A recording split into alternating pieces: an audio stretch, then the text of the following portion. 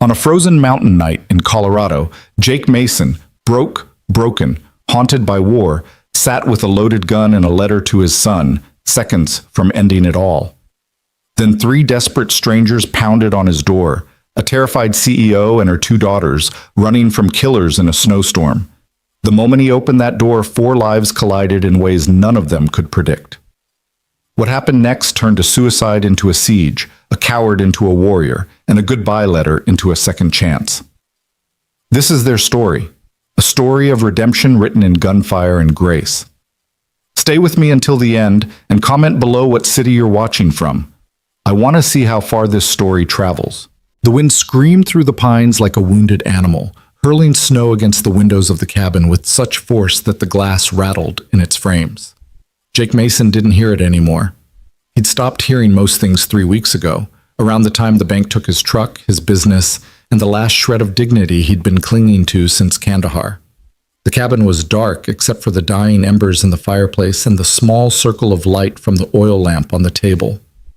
Jake sat motionless in the wooden chair his grandfather had made 50 years ago, staring at two objects laid out before him like sacraments at a twisted altar: a Colt .45 automatic, cleaned and loaded, and a handwritten letter on lined notebook paper folded once with "For Cody" written across the front in his careful block letters.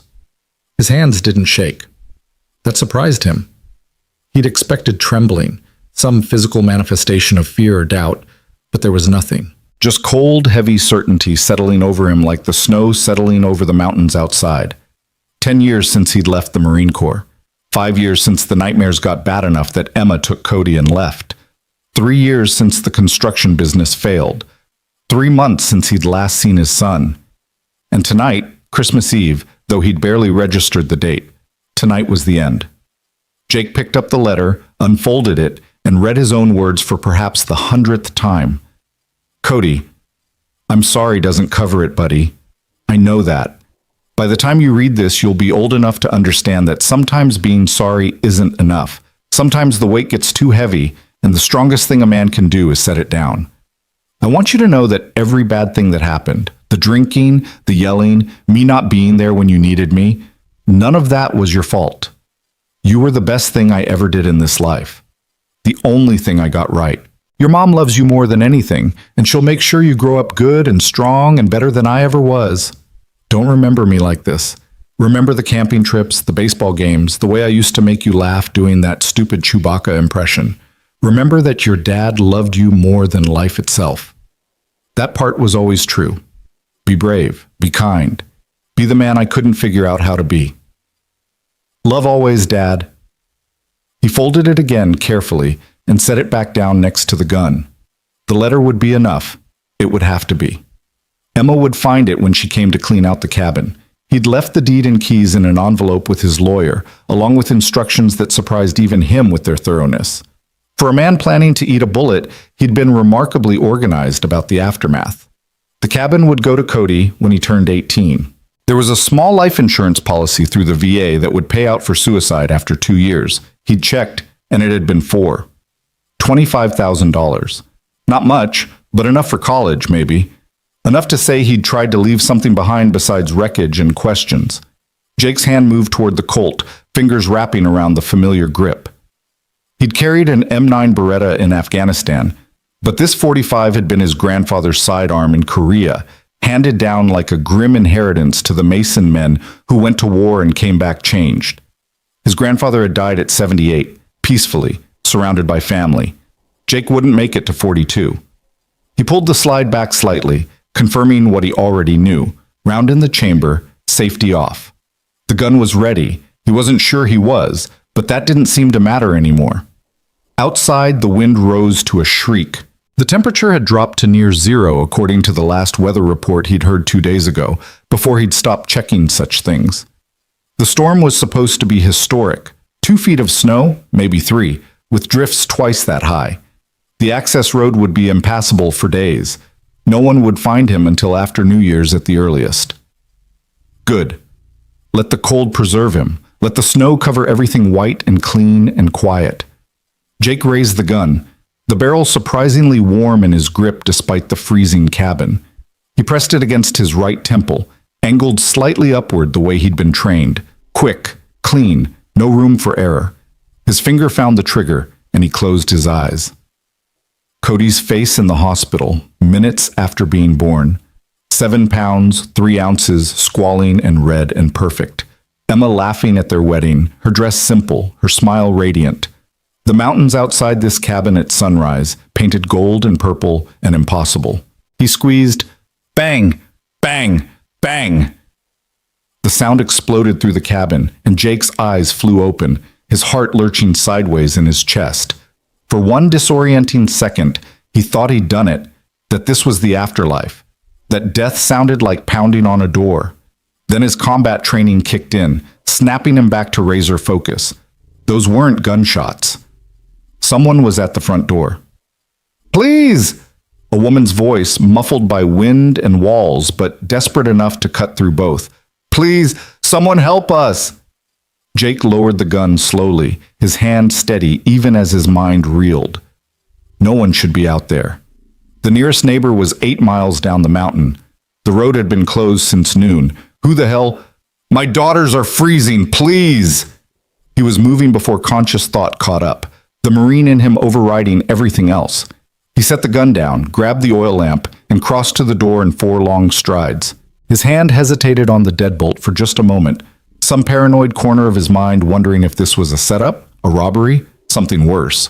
But that voice, that raw terror in it, made the decision for him. Jake threw the bolt and yanked the door open. The storm tried to come inside with them. 3 figures stood on his porch, backlit by swirling snow that looked like static on a dead television.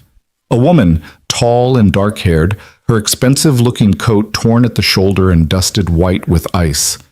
And 2 girls, one maybe 10, the other younger, 7 or 8, both shaking so violently that Jake could see it even through their bulky jackets. "Thank God," the woman breathed, and her voice cracked on the words like breaking ice. "Thank God. Please, we crashed, and I didn't know if there was anyone, get inside." Jake's voice came out rough, unused to speech after days of silence. He grabbed the older girl's arm and pulled her across the threshold, then reached for the younger one. "Now, move." They stumbled in, bringing cold air and desperation with them. Jake slammed the door against the wind and shot the bolt home, his mind already running scenarios: hypothermia, frostbite, shock. The cabin was barely above freezing itself. He'd let the fire die down to nothing over the past hours, not seeing the point in staying warm for a plan that would end in cooling anyway. In the lamplight, he got his first real look at them. The woman was maybe 35, with sharp, intelligent features beneath the fear and exhaustion. Her dark hair was pulled back in a ponytail that had half escaped, and there was a cut above her left eyebrow, crusted with dried blood. Designer jeans, thermal boots that probably cost more than his truck had been worth. Money. This was money standing in his cabin, looking utterly out of place against the rough-hewn logs and second-hand furniture. The girls, clearly her daughters, both with the same dark hair and fine features, were in better shape than he'd expected. Cold, scared, but moving, responsive. The older one clutched a backpack to her chest like a shield. The younger one had tears frozen on her cheeks. "How long were you out there?" Jake demanded, already moving toward the fireplace. He grabbed kindling from the box beside the hearth, his hands moving with muscle memory from years of mountain winters. 20 minutes, maybe 30. The woman wrapped her arms around her daughters, pulling them close. "We went off the road about 2 miles down. I tried to keep the car running, but the engine died, and I thought..." Her voice broke. "I saw your light through the trees. I didn't know if you were real or if I was hallucinating, but I had to try. I had to..." "Save it." Jake struck a match, coaxing flame from the kindling. "We'll talk when you're warm. Right now, I need you to get those wet coats off. Hypothermia kills faster than you think." He fed the growing fire carefully, adding larger pieces of wood once the kindling caught properly. The flames grew, casting dancing shadows up the walls, bringing the cabin back to life in shades of orange and gold. The irony wasn't lost on him. 15 minutes ago, he'd been ready to let everything go dark forever. Now he was fighting to keep 3 strangers alive. The woman helped her daughters out of their coats, revealing layers of thermal clothing underneath. Smart. Someone had prepared them for winter travel, even if not for this. The older girl, still clutching that backpack, had stopped shaking quite so violently, but her eyes were huge and dark in the firelight, taking in the sparse cabin with the kind of awareness that worried Jake. She'd seen too much tonight. They all had. There are blankets in that chest. He pointed without looking, focused on building the fire into something that would actually heat the space. Wool ones. Get them wrapped up and close to the fire, but not too close. You don't want burns on top of everything else. Thank you. The woman's voice was steadier now, though still edged with tears. Thank you so much. I didn't think... When the car went off the road, I thought we were going to die out there. Jake didn't answer. He added another log to the fire, watching sparks spiral up the chimney, and tried not to think about how close she'd actually come to being right. If she'd arrived 5 minutes later, 1 minute later, there would have been no answer at that door. Just a body cooling in a chair and 3 people freezing to death on a porch in a Christmas Eve blizzard. The universe had a sixth sense of timing. He stood, finally, and turned to face them. The girls were wrapped in the wool blankets he'd indicated, huddled together near the fire like refugees from some disaster movie. Which, he supposed, they were. The woman stood between them and the rest of the cabin, her posture protective even in exhaustion, and Jake recognized that stance. Mother Bear. She'd die before she let anything else happen to those kids. I'm Laura. She offered the words like a handshake, formal despite the circumstances. Laura Bennett. These are my daughters. Sophie is 10, and Maya is 7. The older girl, Sophie, clutched her backpack tighter. The younger one, Maya, just stared at him with those huge dark eyes, and Jake felt something twist uncomfortably in his chest. She looked about Cody's age. Same dark hair, same way of looking at the world like she was trying to figure out if it was safe yet. Jake Mason. He should probably say more, but the words felt stuck somewhere behind his ribs. Laura's gaze swept the cabin, taking in details he suddenly saw through her eyes. The bare walls, the single chair at the table, the empty bottles lined up near the sink like soldiers, the oil lamp instead of electric lights. And there, on the table where he'd been sitting, her eyes locked on the gun. Jake watched her face change, understanding flowing across it like cold water. The Colt 45 gleaming in the lamplight, the folded letter with "For Cody" written across it. The complete absence of anything that suggested someone was actually living here rather than just waiting to die here. Oh, she said softly. So softly that the girls didn't hear it over the crackling fire. Oh, God. Their eyes met, and Jake saw his own death reflected in her comprehension. She knew. She knew exactly what she'd interrupted, what her desperate knock had pulled him back from. And in that moment of terrible clarity, he couldn't tell which of them had actually been saved tonight. Don't. His voice came out harder than he meant it to. Don't say anything. Laura swallowed, nodded once, and turned back to her daughters, but her hands were shaking now, and it wasn't from the cold. Jake grabbed the Colt from the table, ejected the magazine, and cleared the chamber with practiced efficiency. The live round clinked onto the wooden surface, absurdly loud in the quiet that had fallen over the cabin. He shoved both gun and magazine into the drawer of the side table, out of sight, then folded the letter and put it in his pocket. Evidence removed. Crisis averted. Pretend everything was fine, except nothing was fine. And they all knew it. There's coffee. He moved toward the small kitchen area, needing something to do with his hands. Or I can heat up some water for tea. There might be hot chocolate somewhere if the... Jake, Laura's voice stopped him mid-step. What were you about to do? He stood with his back to her, staring at the dark window above the sink, seeing nothing but his own reflection ghosted in the glass. A gaunt face, unshaven, with eyes that looked like they belonged to someone much older. When had he started looking like this? When had he become this person? Something stupid, he said finally. You stopped me. So thank you for that, I guess. You guess? There was something fierce in her tone now, cutting through the exhaustion. You guess? Do you have any idea? My God, if we'd been 5 minutes later. But you weren't. He turned to face her, and whatever she saw in his expression made her stop. You're here. You're alive. Your girls are alive. So let's focus on keeping it that way, yeah? This storm's not letting up anytime soon, and we've got a long night ahead.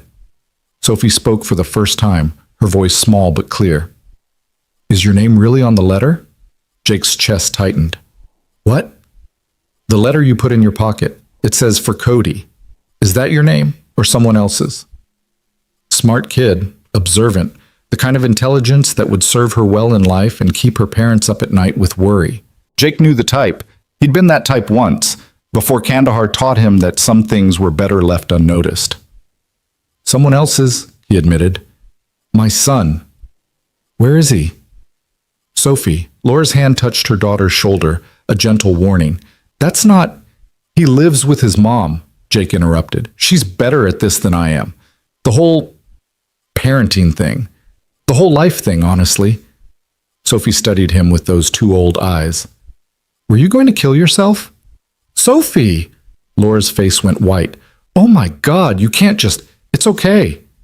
Jake held up a hand, surprised to find that it was. Maybe the bluntness was better than dancing around it. Kids always knew anyway. They saw more than adults gave them credit for. Yeah, I was, but I didn't, thanks to you guys. Maya started crying then, silent tears rolling down her face.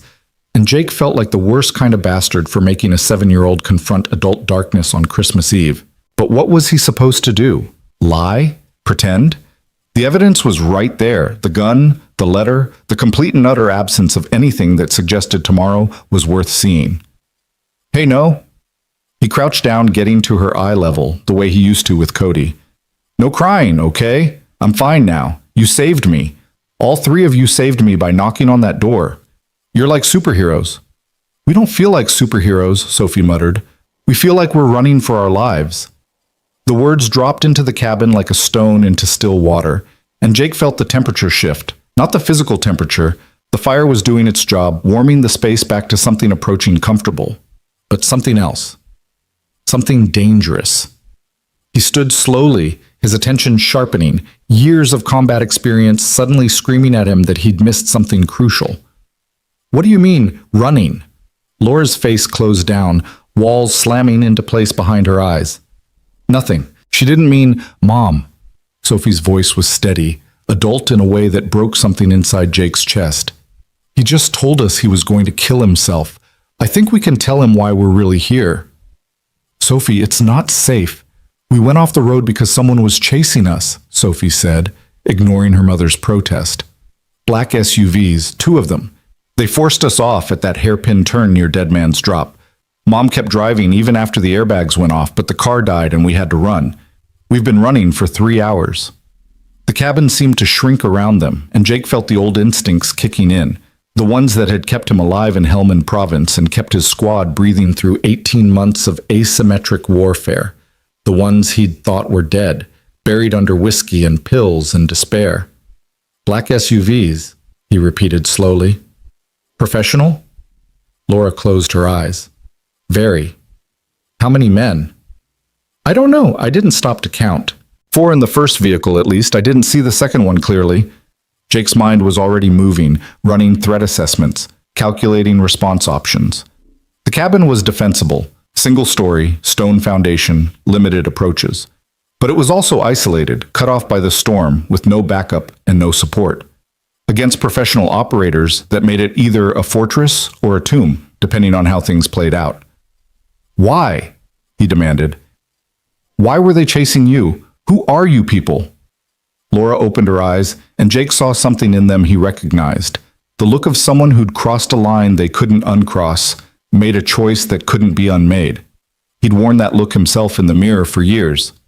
I'm the CEO of Bennett Technologies, she said quietly. And 3 days ago, I discovered that someone inside my company has been stealing military-grade cybersecurity technology and selling it to foreign actors. When I confronted him, when I told him I was going to the FBI, she swallowed hard. He said I'd made a mistake, that I didn't understand how things worked, that some people were too important to cross. Victor Hale, Sophie added, her voice dripping with venom, inappropriate for a 10-year-old. He's the COO, and he's a monster. Jake felt something cold settle into his stomach. Military-grade technology, foreign actors, professional pursuit teams in the Colorado mountains on Christmas Eve. This wasn't corporate espionage anymore. This was treason, probably, and the kind of money and power that could make entire families disappear. And he sent those men after you, Jake said. Not a question. They came to my house this morning. Laura's voice was barely above a whisper. 4 of them, dressed like private security. They said Mr. Hale wanted to discuss the matter before I did anything rash. But the way they stood, the way they looked at my daughters. She pulled the girls closer. I grabbed the emergency bag I keep in the hall closet, put the girls in the car, and drove. I thought, God, I don't know what I thought. That I could get to Denver, maybe, find a federal building, walk into the FBI office, tell them everything. But they followed you, Jake finished, all the way up the mountain. I thought I could lose them in the storm, that maybe the weather would force them to turn back. But they just kept coming, and at that hairpin turn, her voice cracked. They rammed us, deliberately. We went through the guardrail, and for a second I thought we were going over the edge. But the car caught on something, rolled, ended up in the trees. Airbags deployed, but the engine was wrecked, so we ran. Jake processed this, his mind working through implications and possibilities. If these were professionals, and everything Laura was describing suggested they were, then they wouldn't stop because of a little snow. They'd have equipment, training, resources. They'd also have orders, and those orders probably included no witnesses, which meant Laura and her daughters were dead the moment those men found them, which meant Jake had about 30 seconds to decide if he was going to die tonight after all, just differently than he'd planned. He looked at the girls. Sophie, fierce and frightened and trying so hard to be brave. Maya still crying silently, wrapped in her blanket like armor against the world. And Laura, standing between them and the door, ready to fight with her bare hands if that's what it took.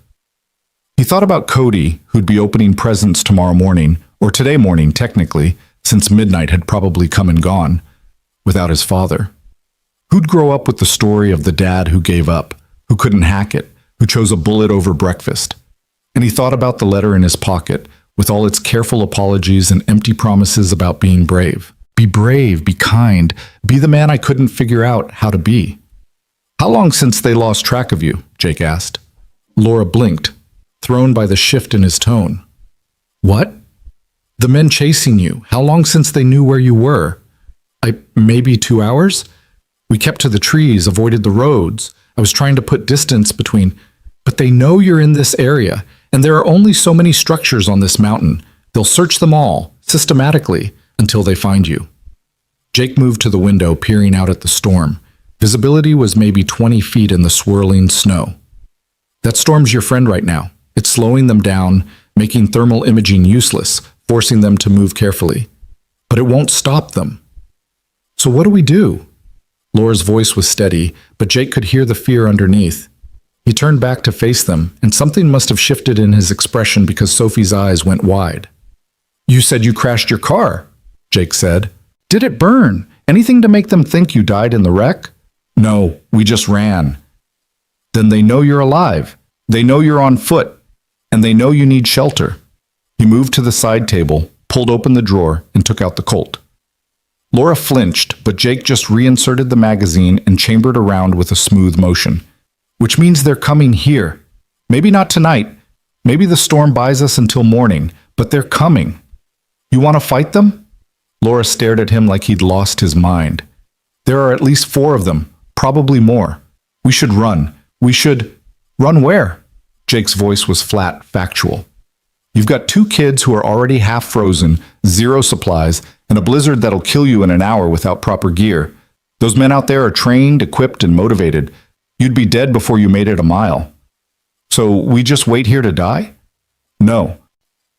Jake checked the Colt's action, then looked up at her with something that might have been a smile if it hadn't been so cold.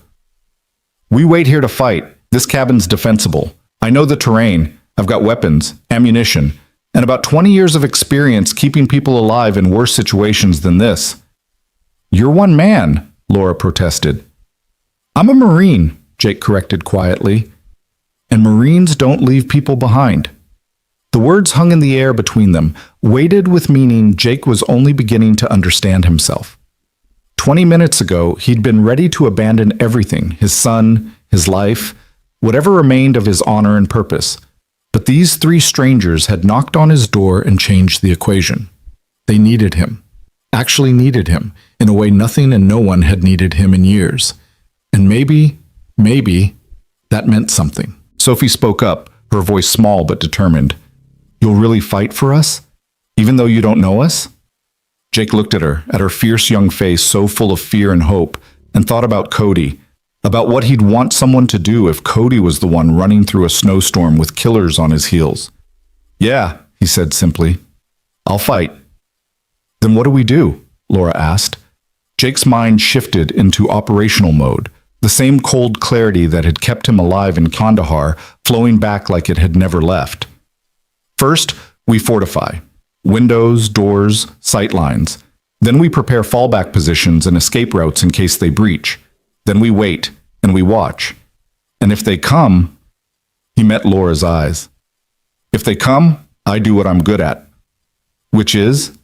Keeping people alive, Jake said, no matter the cost. He moved to the closet beside the front door, pulled out his old tactical vest, dusty but serviceable, and started checking pouches and pockets. 2 more magazines for the Colt, a hunting knife his grandfather had carried, a flashlight that still worked. Not much, but more than nothing. Sophie, Maya, he kept his voice calm, authoritative. I need you two to go into that bedroom. He pointed to the single door off the main room. And stay there unless your mom or I tell you otherwise. There's a window in there. If things go bad, you climb out and run due east. You'll hit the highway eventually. Flag down any car you see. What about Mom? Maya's voice was tiny, terrified. Your mom stays with me, Jake said. She's an extra set of eyes, and I need that. But you two, your job is to stay safe and stay quiet. Can you do that? Sophie nodded slowly, then took her little sister's hand. Come on, Maya. We'll be okay. He's going to protect us. Jake wished he felt as certain as she sounded. The girls disappeared into the bedroom, and Jake heard the door click shut. Then it was just him and Laura, standing in the firelit cabin while the storm howled outside and unknown threats moved through the darkness. I should tell you, Laura said quietly, that I don't know how to shoot. I've never held a gun in my life. That's fine. I don't need you to shoot. I need you to watch that window. He pointed to the one facing south. And tell me the second you see anything that doesn't belong. Lights, movement, shadows, anything. I can do that. She paused, then added, Why are you doing this? You don't know us. An hour ago I was a coward, Jake interrupted. Now I'm trying very hard not to be.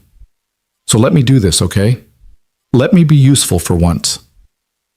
Laura stared at him for a long moment, and Jake couldn't read what was in her eyes. Gratitude, pity, fear? Probably all of it mixed together into something he didn't have a name for. Thank you, she finally said, for opening the door. Thank you, Jake replied, for knocking. He turned away before she could see his face, before she could see that his hands were shaking now, not from fear, but from the weight of purpose settling back onto shoulders that had forgotten how to carry it.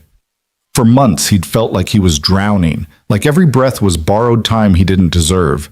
But now, with 3 lives depending on him, with a mission clear and simple and worth dying for, now he could breathe. Jake moved through the cabin with renewed focus, his eyes cataloging defensive positions and vulnerability points. The front door was solid oak with a deadbolt. Good, but not good enough against professionals with breaching equipment. He dragged his grandfather's heavy bookshelf in front of it, then added the kitchen table for good measure. Not impassable, but it would slow them down, make noise, give him warning and time to respond. The windows were the real problem.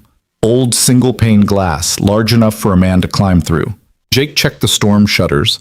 His grandfather had installed them back in the 70s and found them still functional. He secured them over the front windows, then moved to the others, working methodically while Laura watched from her position near the south-facing window.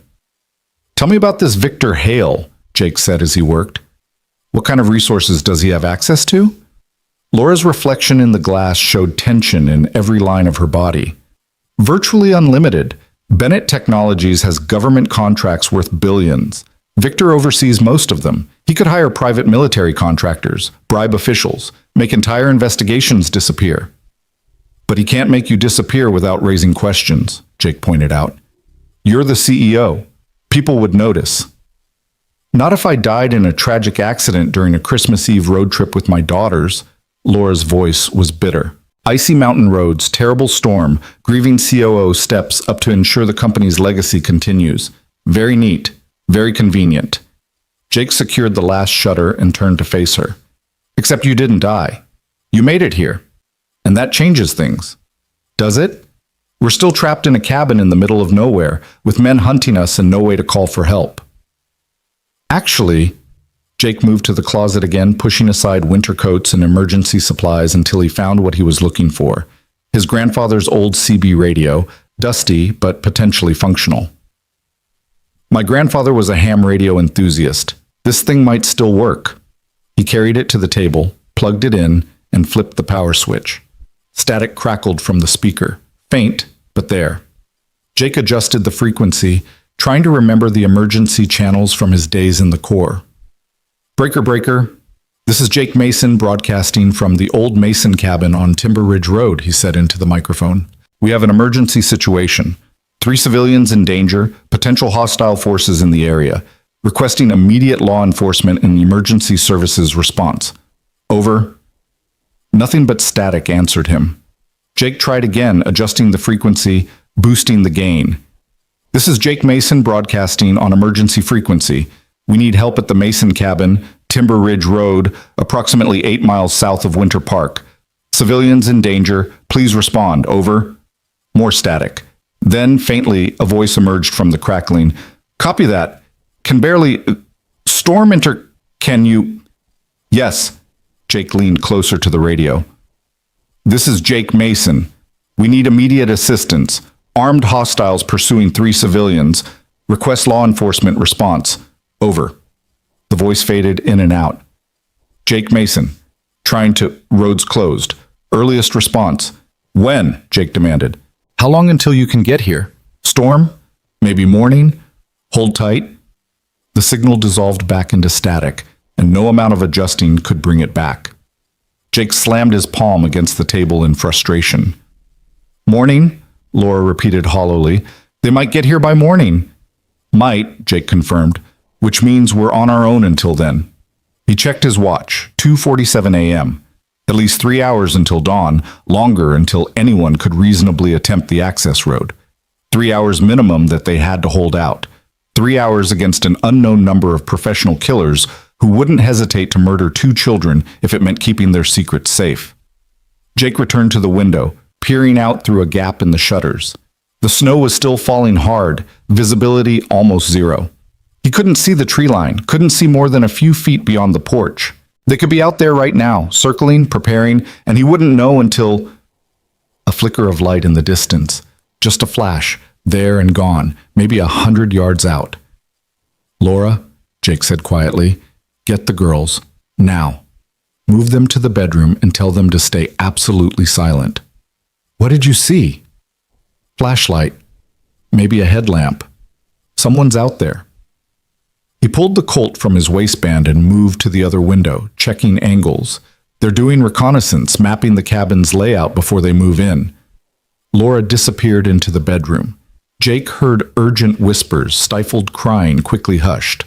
Then she was back, her face pale but determined. What do I do? Jake pointed to the far corner of the cabin, behind the heavy stone fireplace. You get behind that. It's the best cover we've got. If shooting starts, you stay down and you don't move until I tell you it's clear. Understand? And you? I'll be right here, Jake said, doing my job. Another light flickered in the darkness, this time from a different direction. Then another. They were being surrounded, methodically, professionally. Jake counted positions, at least 3, maybe 4. Could be more hanging back as backup or reserves. His grandfather's hunting rifle was in the closet, he remembered. An old Remington 700 with a scope. Good range, reliable. Jake retrieved it quickly, checked that it was still loaded, and set it near the window where he could access it if needed. Between the Colt for close quarters and the rifle for distance, he at least had options. Jake, Laura's voice was steady despite her obvious fear. If this goes bad, If they get through, they won't.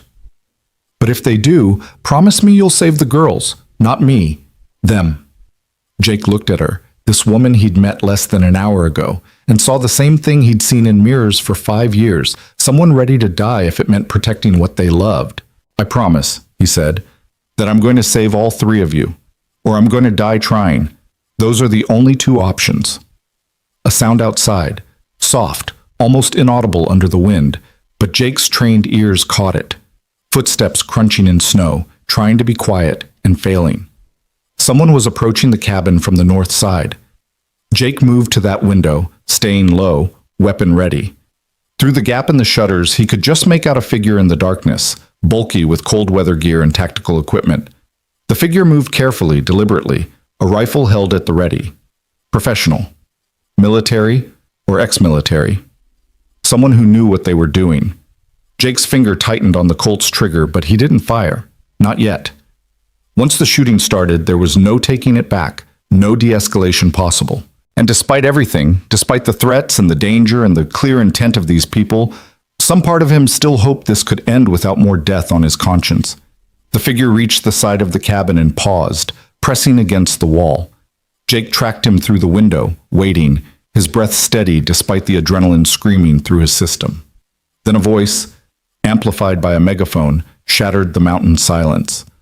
Laura Bennett, we know you're in there. Send out the girls and we can talk about this like adults. Jake glanced back at Laura, saw her face go white. They don't want to talk, she whispered. They want to make sure there are no witnesses. I know, Jake said. The megaphone voice continued. You've got 60 seconds to send out the children. After that, we come in. And trust me, Mrs. Bennett, you don't want us to come in. Jake made his decision. He moved to the door, shouted through the barricaded wood, This is Jake Mason, property owner. The people you're looking for have requested sanctuary. I'm a United States Marine and I'm armed. You've got 30 seconds to clear off my land before I start shooting. Silence. Then laughter, cold and sharp. A Marine? Outstanding. That makes this interesting. But here's the thing, Marine. You're outnumbered, outgunned, and out of options. We don't want to hurt you. This isn't your fight. Just walk away. Can't do that, Jake called back. These people are under my protection. So here's what's going to happen. You're going to turn around, get in your vehicles, and drive away. And in the morning, when the road's clear, we're all going to pretend this never happened. More laughter. You think you can take us all? There's 5 of us out here, Marine. All armed, all trained. You're one man in a wooden cabin. This isn't Fallujah. You can't win this. Maybe not, Jake admitted. But I can make it expensive. So ask yourself, is killing 1 woman and 2 kids worth dying for? Because I guarantee at least 2 of you aren't going home. The silence that followed was longer this time, and Jake could almost hear the tactical assessment happening outside. They'd expected an easy target, a desperate woman with no resources and no backup. Instead, they'd found a prepared defensive position with an experienced combatant. The cost-benefit calculation just changed dramatically. Finally, you've got 1 minute to reconsider, Marine. After that, we come in hard. Jake moved back to the window, scanning for positions. He could see them now, 5 figures in tactical gear, spread out around the cabin in a loose perimeter. Professional positioning, good overlapping fields of fire. They knew what they were doing, but so did he. Laura, Jake said quietly, whatever happens, you stay behind that fireplace. You understand? No matter what you hear, no matter what you see, you do not leave that cover. Jake, promise me. I promise. Jake checked the Colt one last time, then picked up the rifle. 5 targets. 8 rounds in the Colt, 4 in the rifle. Not enough to win, but maybe enough to survive until dawn. Maybe enough to matter. The megaphone voice started a countdown. 60, 59, 58. Jake settled into position behind the window, his breathing steady, his hands rock solid on the rifle. He thought about Cody, about Emma, about the letter still folded in his pocket. He thought about the gun he'd pressed against his temple an hour ago, ready to end everything. And he thought about 3 strangers who'd knocked on his door and given him one last chance to be the man he'd always wanted to be. 30, 29, 28. In the bedroom, one of the girls was crying softly. Jake heard Laura's whispered reassurances, promises that everything would be okay, lies told with love and desperation. 10, 9, 8. Jake sighted down the rifle at the nearest figure, a man crouched behind a tree about 40 yards out. Center mass, easy shot, even in the dark and snow. He'd made harder shots in worse conditions. 3, 2, 1. The last word hung in the air like a held breath, and then the shooting started. The first shot came from Jake's rifle, a crack that split the night like thunder, followed immediately by a scream from the darkness. The figure behind the tree went down, and Jake was already moving, dropping the rifle and pulling the Colt as muzzle flashes erupted from 3 directions at once. The cabin exploded into chaos. Bullets punched through the shutters, splintering wood and sending fragments spinning through the air like shrapnel. Jake dove behind the heavy stone fireplace, his body covering Laura's as glass shattered and the air filled with the smell of cordite and fear. "Stay down!" he shouted over the deafening noise. "Don't move!" The shooting stopped as suddenly as it had started, leaving behind a ringing silence broken only by the wind and someone outside cursing in pain.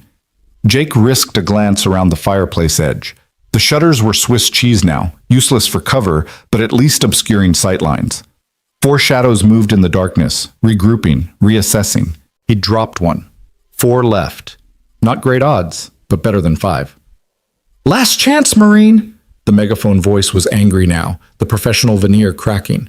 "Surrender the targets, or we burn you out!" Jake's mind raced. Burn them out? They had incendiaries, probably. Standard tactical option when dealing with fortified positions. They'd throw thermite or white phosphorus through the windows, turn the cabin into an inferno, force everyone out into the open where they could be picked off easily. It was exactly what Jake would do in their position, which meant he needed to change the equation before they had time to implement it. "Laura, listen to me very carefully." Jake's voice was steady, the combat calm that had kept him alive through 18 months of firefights flowing through him like ice water. "I'm going to open that door and go out there. When I do, you take the girls through the bedroom window and run. Due east, remember? Don't stop, don't look back, just run." "You'll die out there," Laura protested, her voice breaking. "Maybe, but you'll live. And that's what matters." He ejected the Colt's magazine, checked his remaining rounds, 6 left. Not enough for 4 targets, but then again, he'd done more with less in Kandahar. "Tell the girls I'm sorry I couldn't keep my promise. Tell them, no." Laura's hand grabbed his arm, surprisingly strong.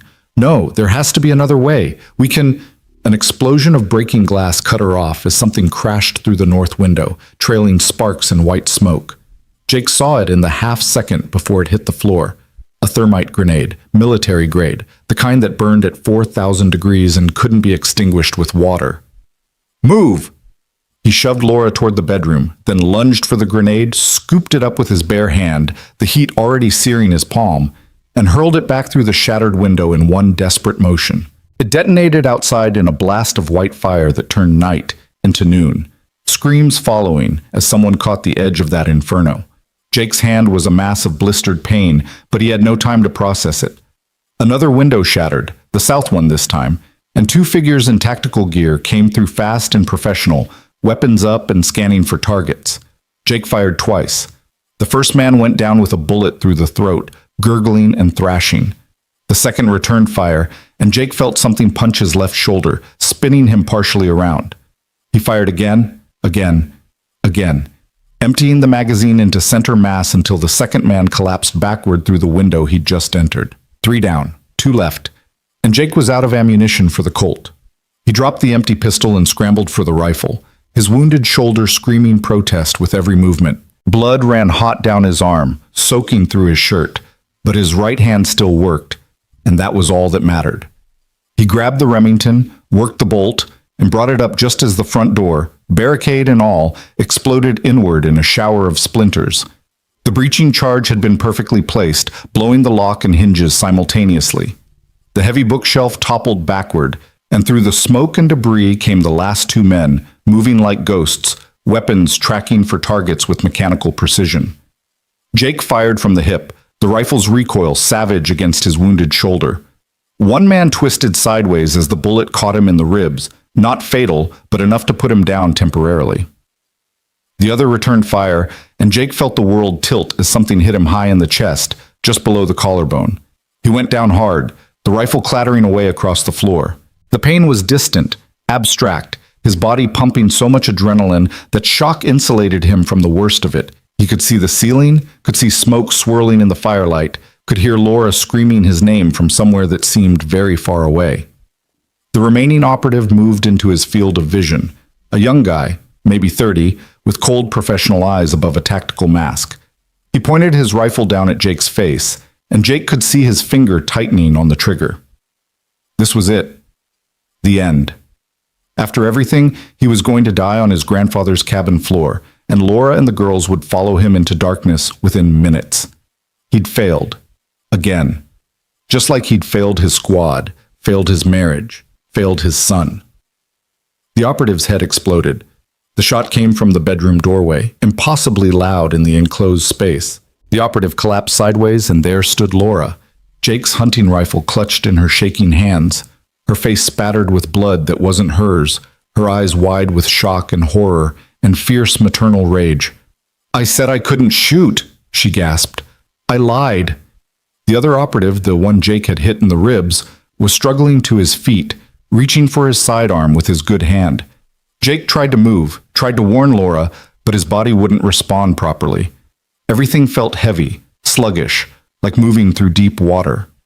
Laura saw the threat and fired again, but the shot went wild, punching through the wall behind the man. She worked the bolt frantically, but the rifle was empty. Jake had only loaded 4 rounds, and she'd just used the last one. The operative brought his pistol up, aiming at Laura, and time seemed to slow to a crawl. Jake could see it happening frame by frame. The man's finger on the trigger, Laura dropping the useless rifle and stepping in front of the bedroom door, in front of her daughters, arms spread wide like she could shield them with her body alone. And somewhere deep inside, past the pain and the blood loss and the creeping darkness at the edge of his vision, Jake found one last reserve of strength. He surged up from the floor, ignoring his body's screams of protest, and threw himself at the operative's legs in a tackle that would have made his high school football coach proud. They went down together in a tangle of limbs and equipment. The operative's pistol fired, the bullet going wild into the ceiling. Jake got his right hand around the man's wrist, slamming it against the floor until the gun skittered away. Then they were fighting hand to hand, brutal and desperate, with Jake using every dirty trick he'd learned in 2 decades of combat. He headbutted the operative's nose, felt cartilage crunch. Drove his knee into the man's wounded ribs, making him scream. Got his hands around the man's throat and squeezed, kept squeezing even as the operative clawed at his face and thrashed beneath him. The struggling weakened, then stopped. Jake held on for another 10 seconds, making sure, then rolled off the body and lay gasping on his back. The ceiling spun above him, and he was so cold, colder than the storm outside, cold all the way down to his bones. "Jake?" Laura was beside him, her hands on his chest, trying to stem the bleeding. "Oh God, Jake, stay with me. Stay awake." "Girls," he managed through lips that felt numb. "Safe?" "Yes, they're safe. You saved us. You saved all of us." "Good." The darkness was creeping in from all sides now, and Jake was too tired to fight it anymore. "Tell Cody. Tell him." "You'll tell him yourself," Laura said fiercely. "You're not dying in this cabin. I won't let you. Do you hear me? I won't let you die." Jake wanted to tell her that some things were beyond her control, that sometimes people died, no matter how much others wanted them to live. But the words wouldn't come, and the darkness was so inviting, and he was just so tired of fighting. His eyes closed. "Jake," Laura's voice seemed to come from very far away. "Jake, don't you dare!" But the darkness had him now, pulling him down into depths where there was no pain, no failure, no grief, just peaceful, empty silence. The sound of sirens pulled him back, or maybe it was the pain that pulled him back, screaming through his shoulder and chest with renewed intensity as consciousness returned. Jake opened his eyes to find himself still on the cabin floor, but now there were other people there. Emergency responders in bright yellow jackets, someone pressing gauze to his wounds, voices shouting medical jargon he only half understood. Lost a lot of blood. Stable for now, but we need GS bios, one through and through shoulder, one lodged near the clavicle. Hell of a fight, 5 hostiles down. Jake tried to sit up, but hands pushed him back down gently but firmly. Easy there, Marine, a paramedic said, young guy with kind eyes. You've got 2 bullet wounds and some serious burns on your hand. You need to stay still. Laura, Jake croaked. The girls, are they? They're fine. Shaken up but unhurt. The mom's with them now, giving statements to the FBI. The paramedic was starting an IV, and Jake felt the cool rush of fluids entering his system. You did good. Real good. Those people would have died if you hadn't been here. Jake closed his eyes, letting relief wash over him. They were safe. Whatever else happened, he'd accomplished that much. He'd kept them alive. Can you tell me your name? The paramedic asked. For our records? Jake Mason, former sergeant, USMC. Well, Sergeant Mason, you're one tough son of a bitch. That shot near your collarbone came about an inch from your subclavian artery. If it had hit that, you'd have bled out in minutes. An inch. The difference between life and death measured in fractions. Story of his life, really. They loaded him onto a stretcher, and as they carried him toward the door, Jake saw the carnage he'd wrought. 5 bodies scattered around his grandfather's cabin, like broken dolls. Blood everywhere, on the walls, the floor, soaking into the old rugs his grandmother had woven. The front door was splinters. 3 windows were shattered. The place looked like a war zone, because it had been a war zone. And for once in his life, Jake had been on the winning side. Outside, the storm had finally broken. Dawn was just beginning to paint the eastern sky in shades of pink and gold, and the fresh snow made everything look clean and new, like the violence of the night had never happened. Emergency vehicles crowded the small clearing. Ambulances, sheriff's cruisers, black SUVs that probably belonged to the FBI. And there, standing beside one of the ambulances wrapped in thermal blankets, were Laura and her daughters. When Laura saw Jake being carried out, she broke away from the agents interviewing her and ran to his stretcher. You're alive, she breathed, and there were tears streaming down her face. They said you were alive, but I had to see... Hard to kill, Jake managed a weak smile. Marines are cockroaches. We survive everything. You saved us. Laura's hand found his good one, squeezed tight. Those men would have killed us, but you fought them all. You nearly died for us. Nearly doesn't count, Jake said. Besides, you saved me too. That shot through the bedroom door, that was world class. I've never shot anyone before. Laura's voice was hollow. I've never even held a gun before tonight. But when I saw him about to kill you, when I thought about what would happen to my daughters if you died, you did what you had to do, Jake interrupted gently, and you did it perfectly. That's all that matters. Sophie and Maya had approached during this exchange, staying close to their mother, but watching Jake with enormous eyes.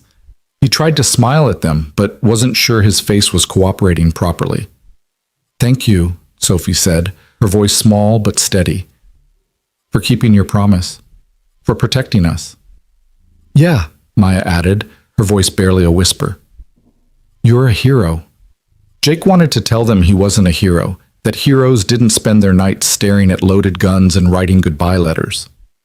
But before he could form the words, the paramedics were loading him into the ambulance, and Laura was being pulled away by agents who had more questions, and the cabin was receding into the distance as they started down the mountain toward the hospital in Winter Park. The paramedic, his name tag said Thompson, was checking Jake's vitals and adjusting the IV drip.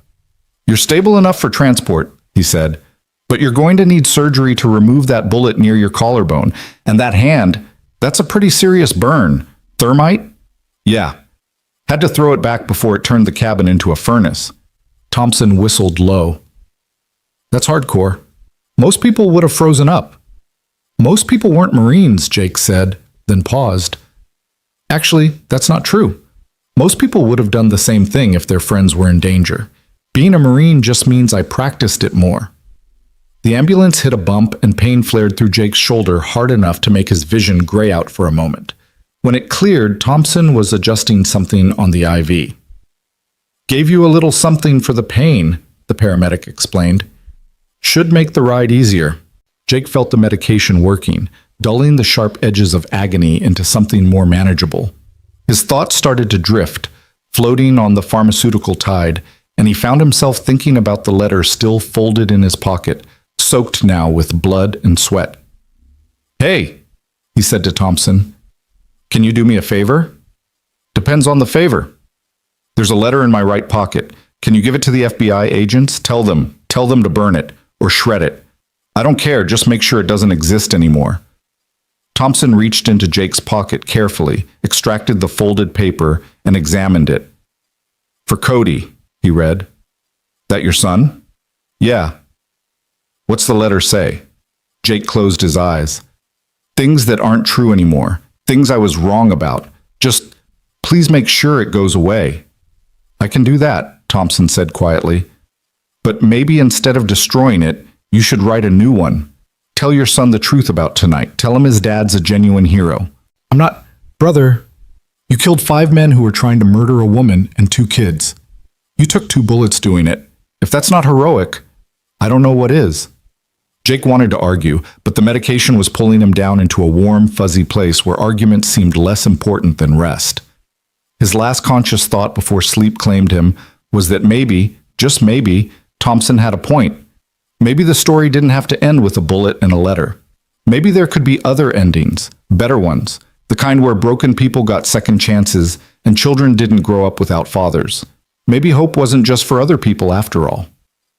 When Jake woke again, he was in a hospital bed surrounded by beeping machines and the antiseptic smell of sterilized everything. His left shoulder was wrapped in enough bandages to mummify a small person. His right hand was covered in specialized burn dressings, and there was an IV in his arm pumping clear fluids into his system. A nurse noticed him stirring and appeared at his bedside almost immediately, a middle-aged woman with kind eyes and efficiency written into every movement. "Welcome back, Mr. Mason," she said, checking his vitals on the monitor above his head. "You've been out for about 6 hours. The surgery went well. They removed the bullet and repaired the damage. You're going to be sore for a while, but you'll make a full recovery." "What time is it?" Jake's voice came out as a croak. "Just after 2 in the afternoon. Christmas Day, if you're keeping track." Christmas. Jake had forgotten entirely. Somewhere out there, Cody was probably playing with new toys, eating too much candy, being a normal 10-year-old kid having a normal Christmas. The thought made something warm unfurl in Jake's chest. "There are some people waiting to see you," the nurse continued. "FBI agents, mostly. They've been very patient, but they need to take your statement about what happened last night. Are you up for visitors?" "Yeah," Jake said. "Send them in." The agents came in pairs, a middle-aged woman who introduced herself as Special Agent Sarah Chen and a younger man named Agent Martinez. They were professional but not unkind, and they asked their questions with the sort of precision that suggested they already knew most of the answers and just wanted confirmation. Jake walked them through the night chronologically. The knock on the door, Laura's story about the stolen technology, and the pursuit, the arrival of the armed men, the firefight. He left out the part about the gun and the letter. That was his business, not theirs. But everything else he laid out in clear factual terms. "The woman who came through your window with the rifle," Agent Chen said, consulting her notes. "Mrs. Bennett says you saved her life multiple times, that without your intervention, she and her daughters would certainly have been killed." "She saved mine too," Jake pointed out. "That last operative had me dead to rights. Laura's the one who dropped him." "Yes, she mentioned that. Quite remarkable for someone who claims to have never fired a weapon before." Chen looked up from her notes. "Mr. Mason, do you have any idea who those men were? Any connection to military units, private contractors, anything like that?" "Professional operators," Jake said. "Probably former special forces, hired by someone with deep pockets.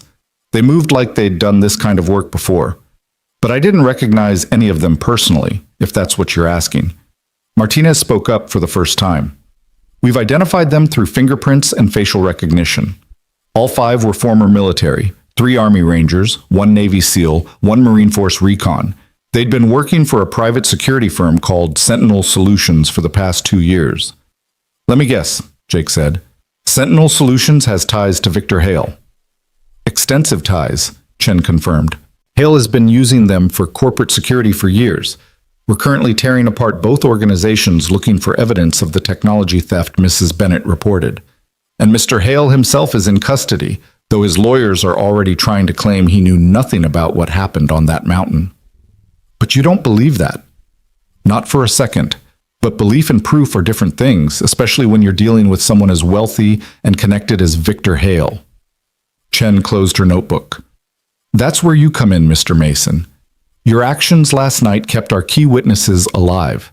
Mrs. Bennett has documentation of the technology theft, evidence she'd been compiling for weeks before Hale figured out what she was doing. With her testimony and that evidence, we can build a case that'll put Hale away for decades. She's testifying? Jake asked, surprised. That's dangerous. Hale still has resources, connections. If he wanted to, which is why Mrs. Bennett and her daughters are entering witness protection as soon as we've secured the evidence and taken preliminary testimony, Martinez interrupted. They'll have new identities, new lives, somewhere far away from here. It's the only way to ensure their safety. Something cold settled into Jake's stomach. Witness protection meant disappearance. It meant Laura and the girls would vanish into the bureaucratic machinery of the federal government, emerging somewhere else as someone else, with new names and new histories that had no room for a broken ex-Marine who'd happened to be in the right place at the right time. When?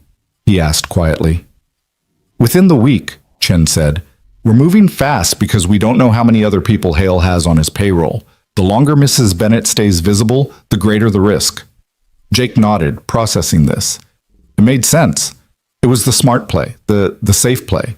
But it also meant he'd never see them again. Never know if they were okay, never get to check that his sacrifice had actually meant something in the long run.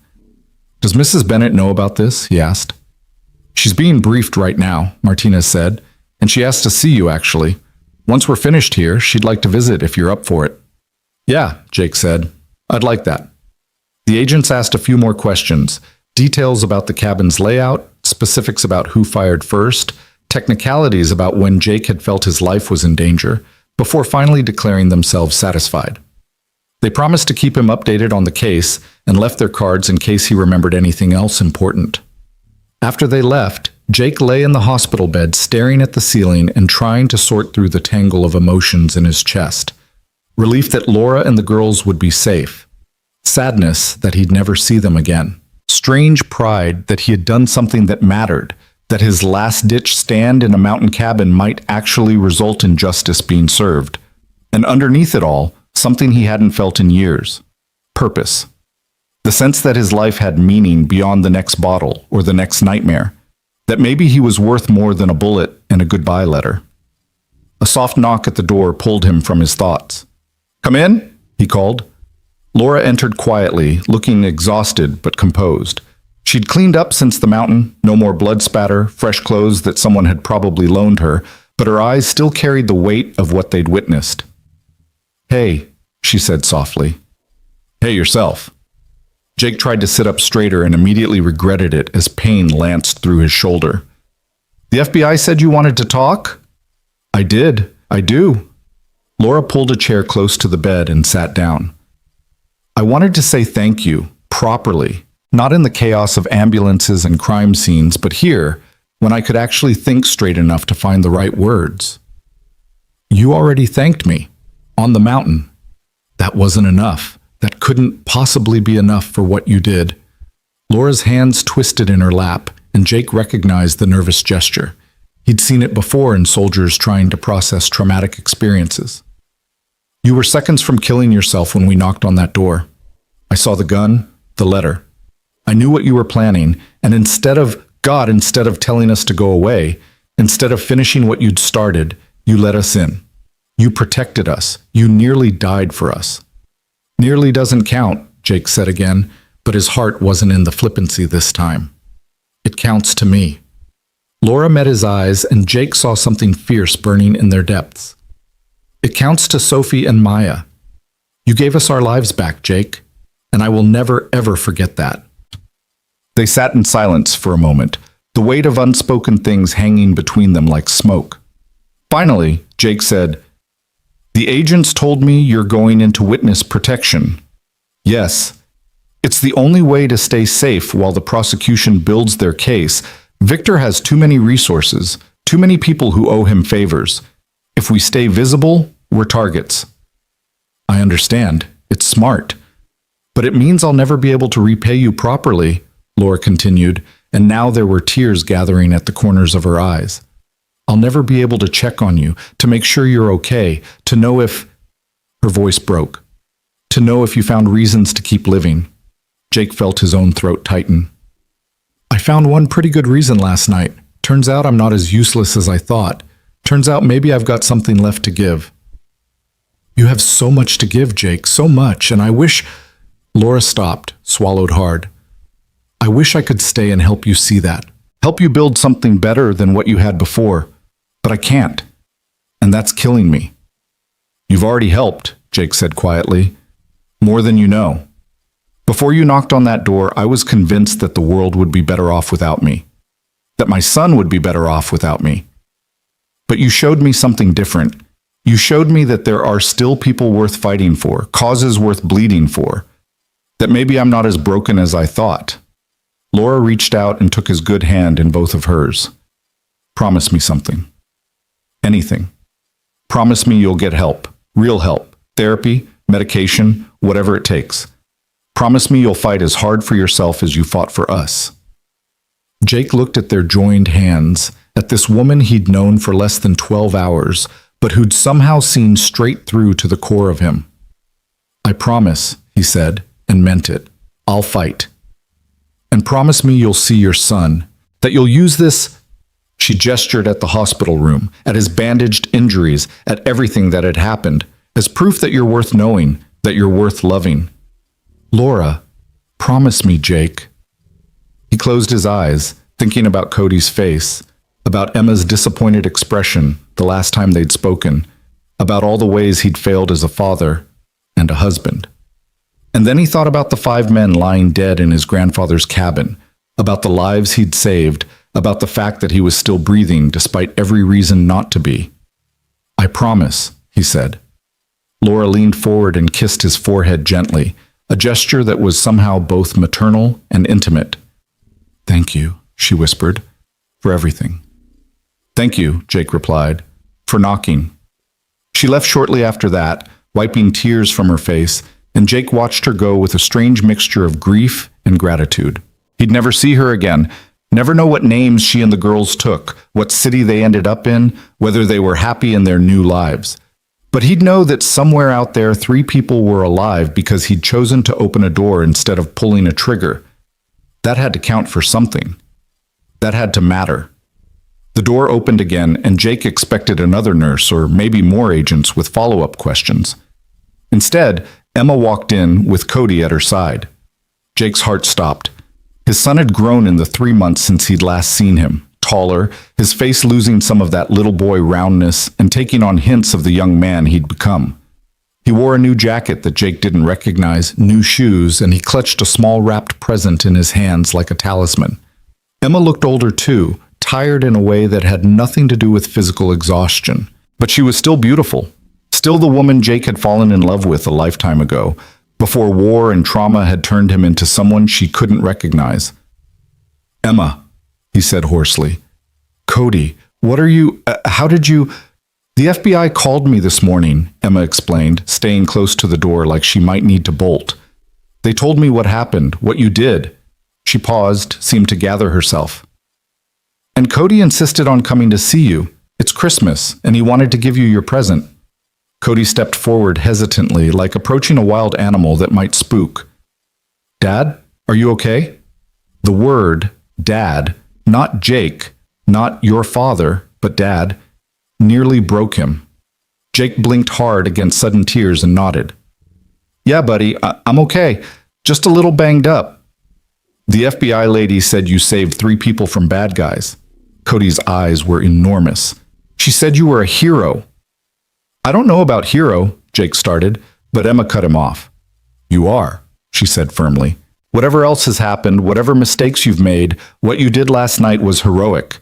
And Cody deserves to know that his father is capable of incredible things. Jake stared at her, searching for sarcasm or anger or any of the things he deserved, but found only sincerity. Emma meant it. She actually meant it. "I got you a present," Cody said, holding out the wrapped package.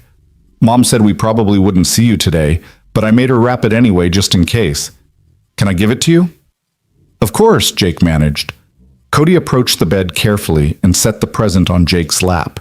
His hands were shaking slightly, fear probably, or nervousness around the father who'd been absent for so long. But he didn't run away. That was something.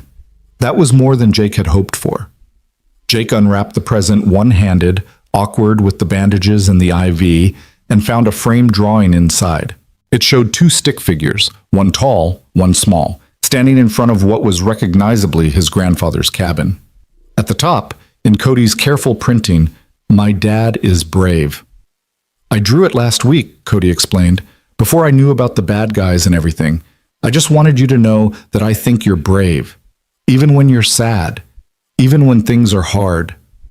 Jake couldn't speak. The tears he'd been fighting finally won, spilling hot down his face, and he clutched the drawing to his chest with his good hand like it was the most precious thing in the world. Because it was.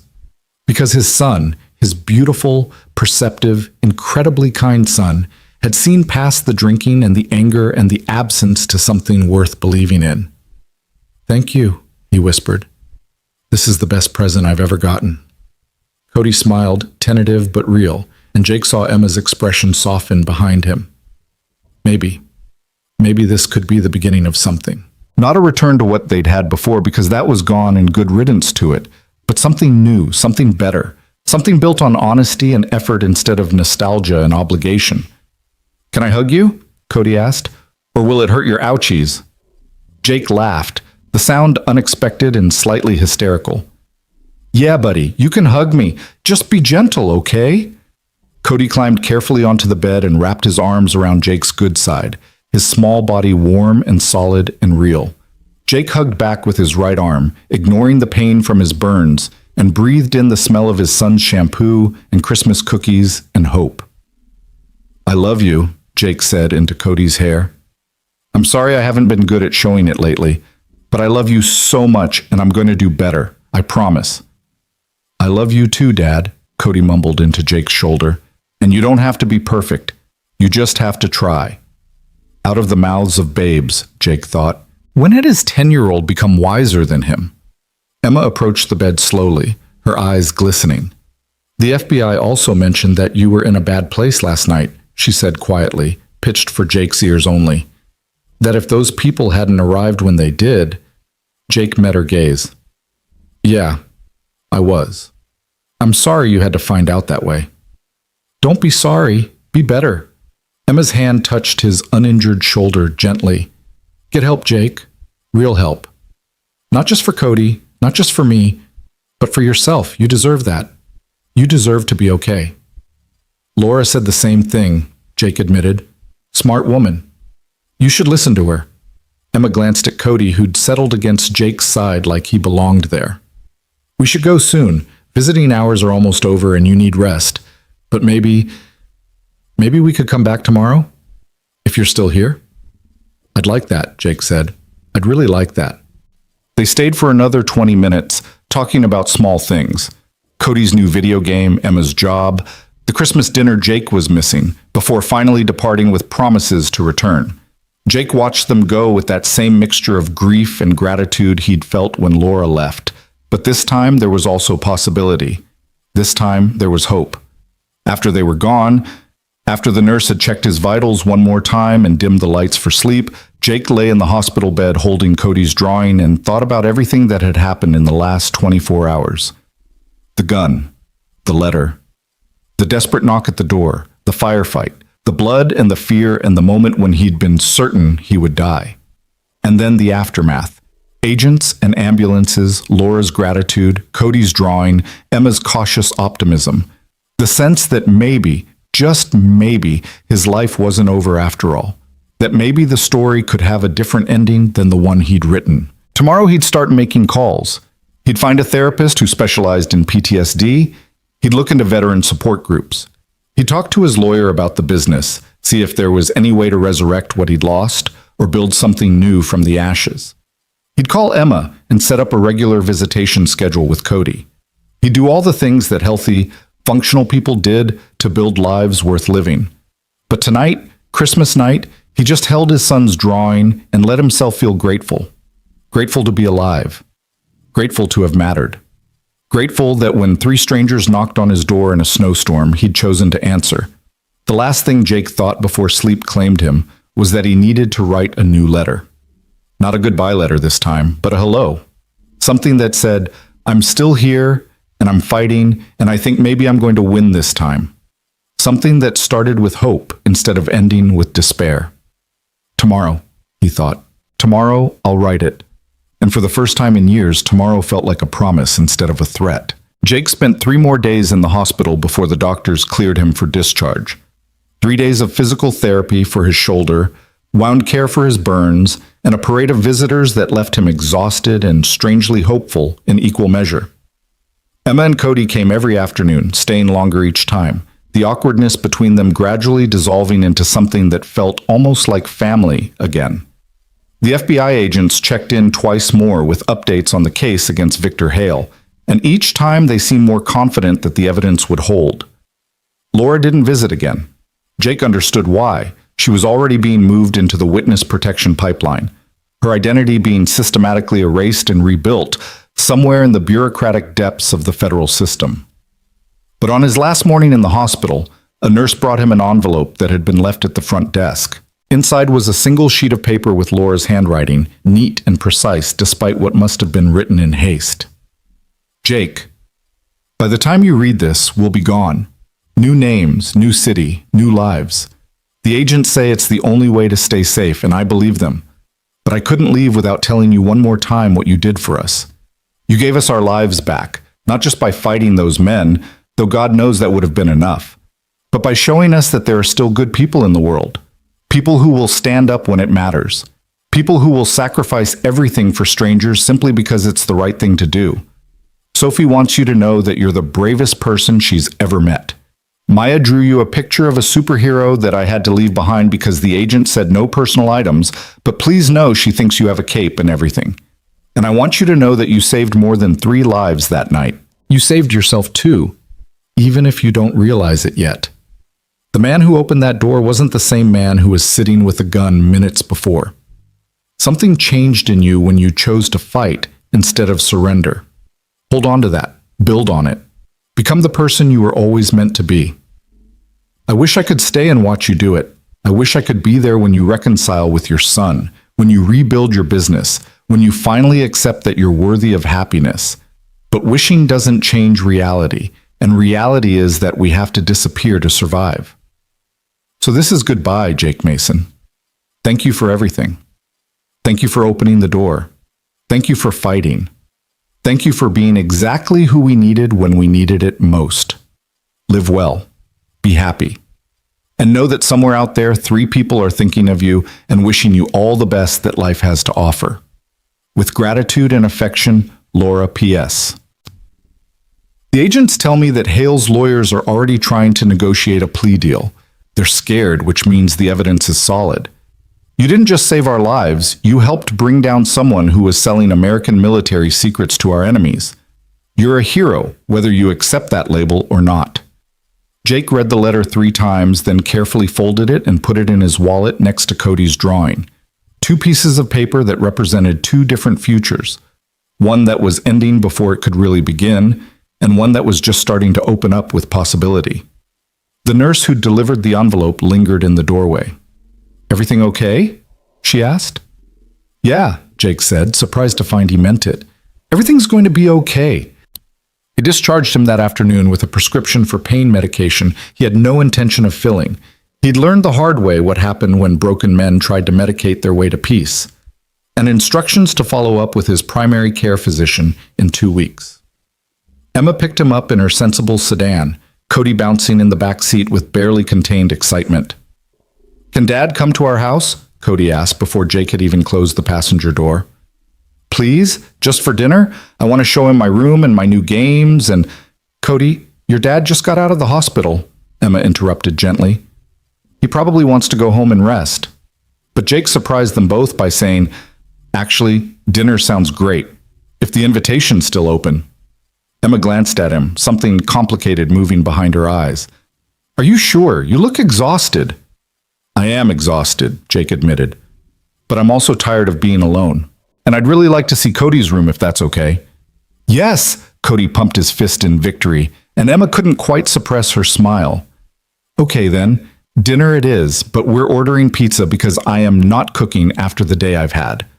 They drove through Winter Park, past houses decorated with Christmas lights and inflatable snowmen, past families sledding in their front yards and kids building forts from the fresh powder. Normal people living normal lives, the kind of normalcy Jake had forgotten was possible.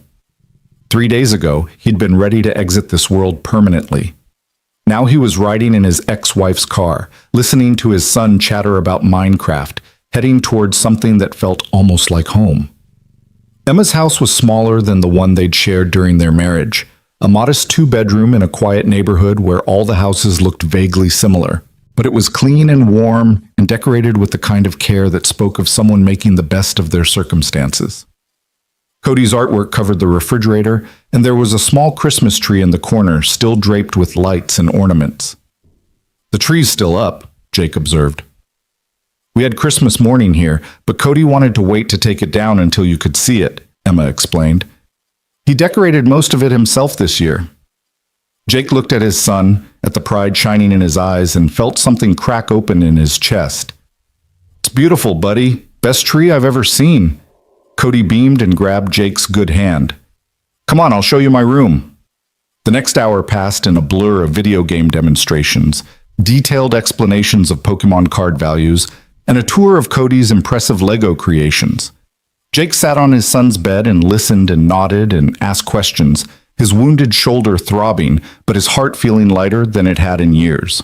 This was what he'd been missing. This was what he'd almost thrown away permanently.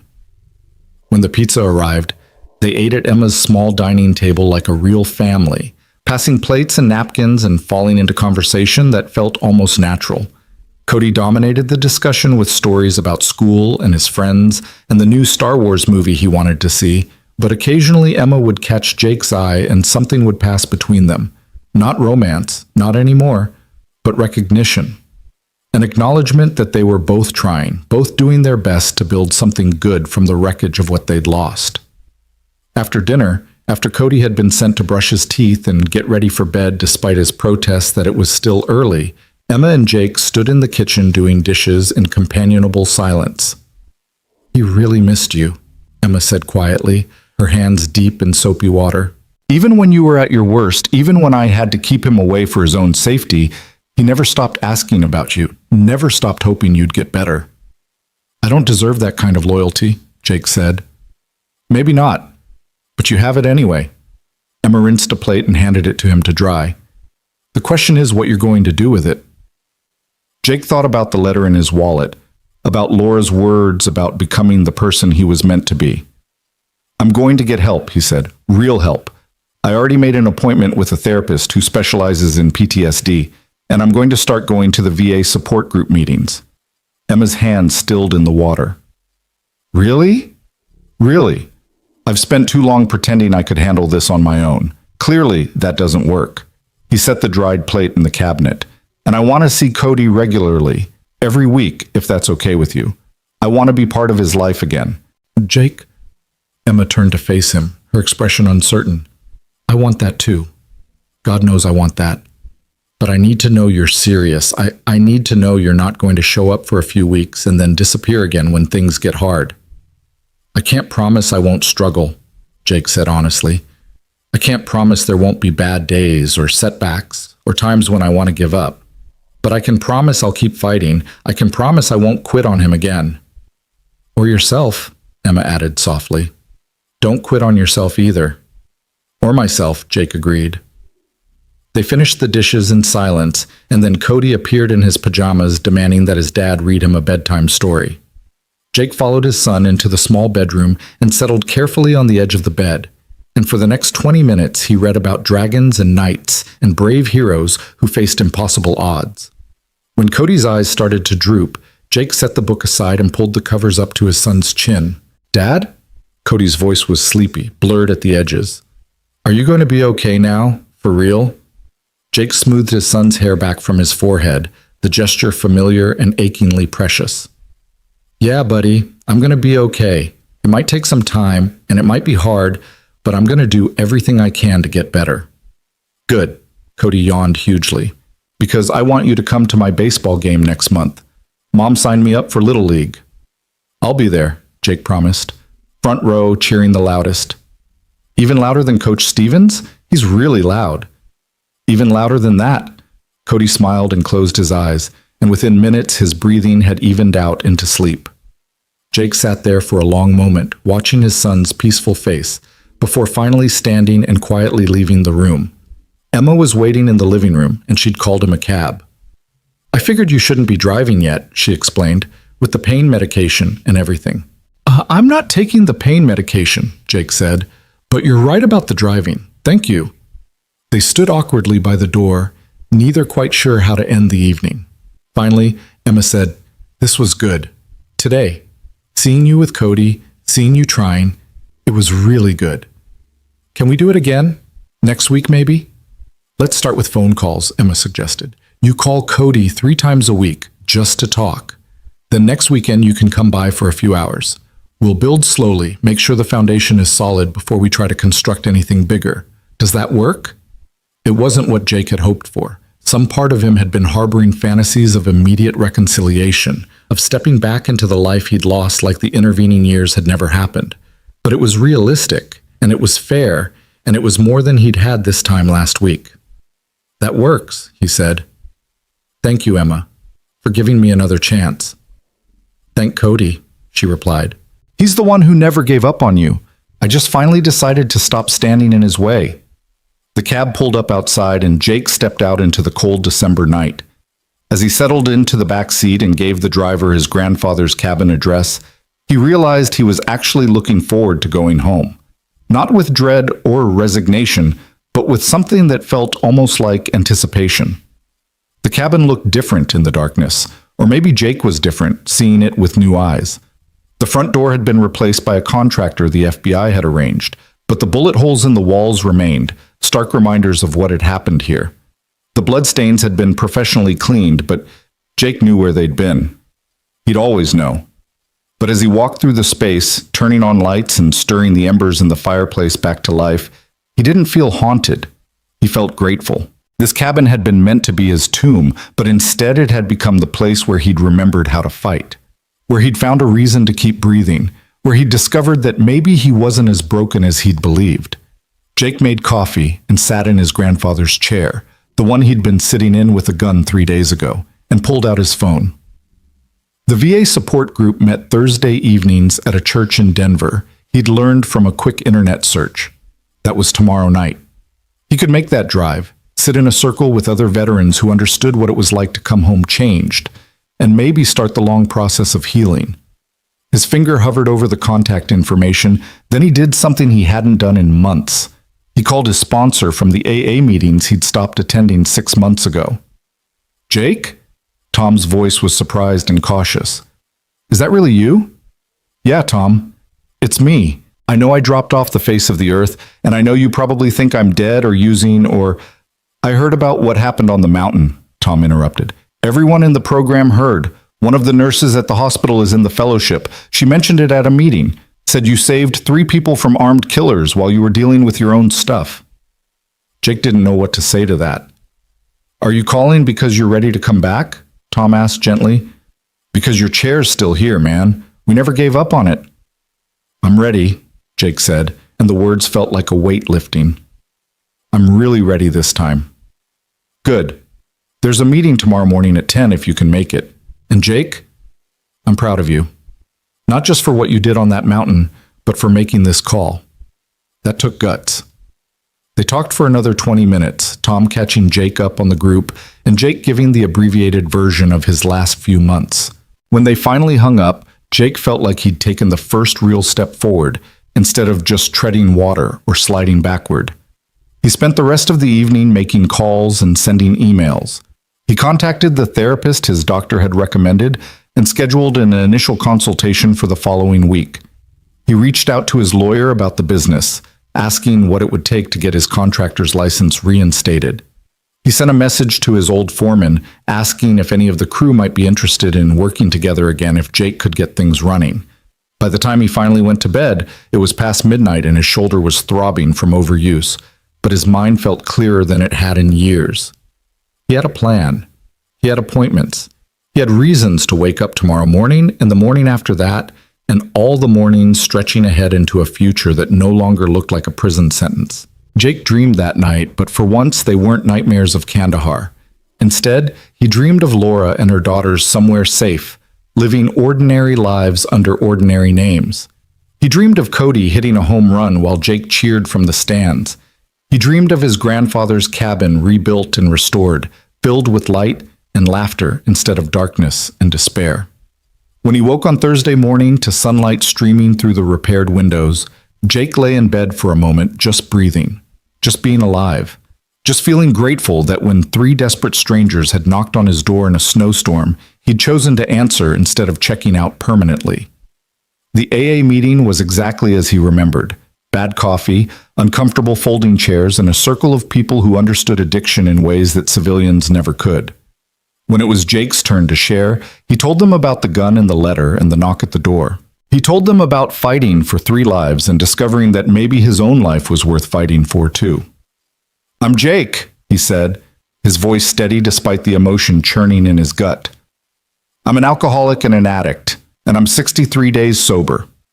The room erupted in applause, and Tom caught his eye from across the circle with a proud smile. After the meeting, several people approached Jake to welcome him back and share their own stories of relapse and recovery. A woman named Maria, who'd been sober for 7 years, told him that her turning point had come when her daughter had begged her to get help one more time. "Sometimes we need someone else to show us we're worth saving," she said. "Sounds like those people who showed up at your cabin did that for you."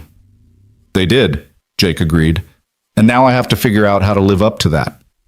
"One day at a time," Maria said. "That's all any of us can do." The PTSD support group that evening was harder.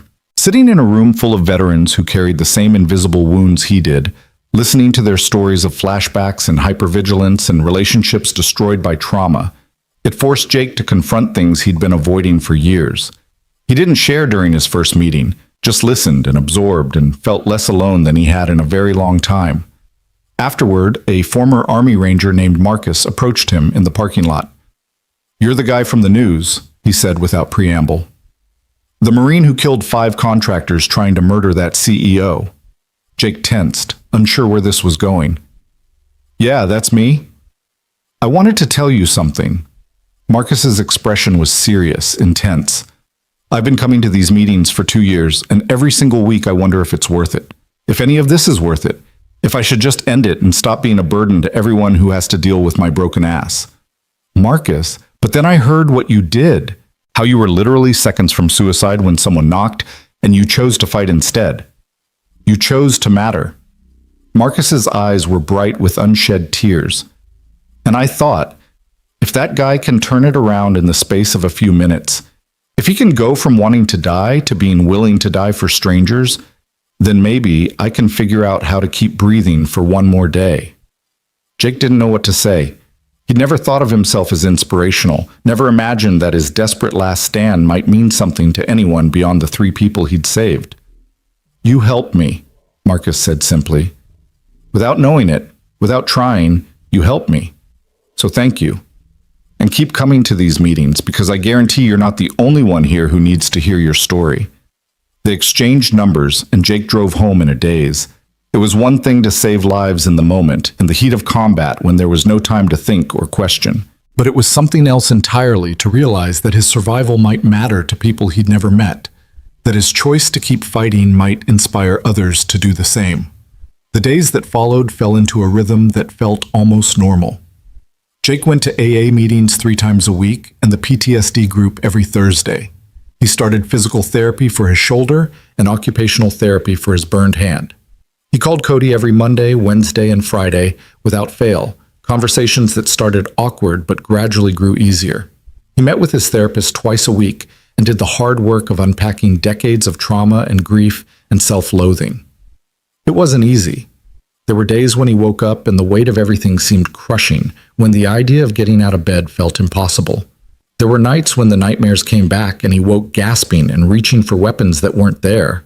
There were moments when he passed the drawer where he'd kept the gun and had to force himself to keep walking instead of checking to see if the weapon was still there. But there were good days too. Days when Cody's laughter on the phone made everything feel worthwhile.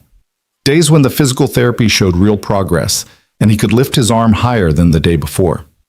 Days when he sat in the AA meeting and realized he'd made it another week sober, another week alive, another week moving forward instead of sliding back.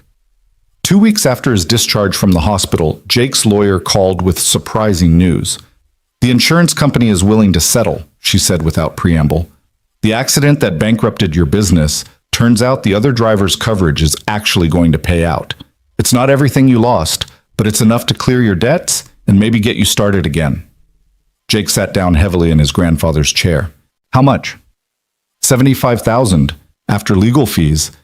And your contractor's license has been reinstated. The board reviewed your case and agreed that the suspension was overly harsh given the circumstances.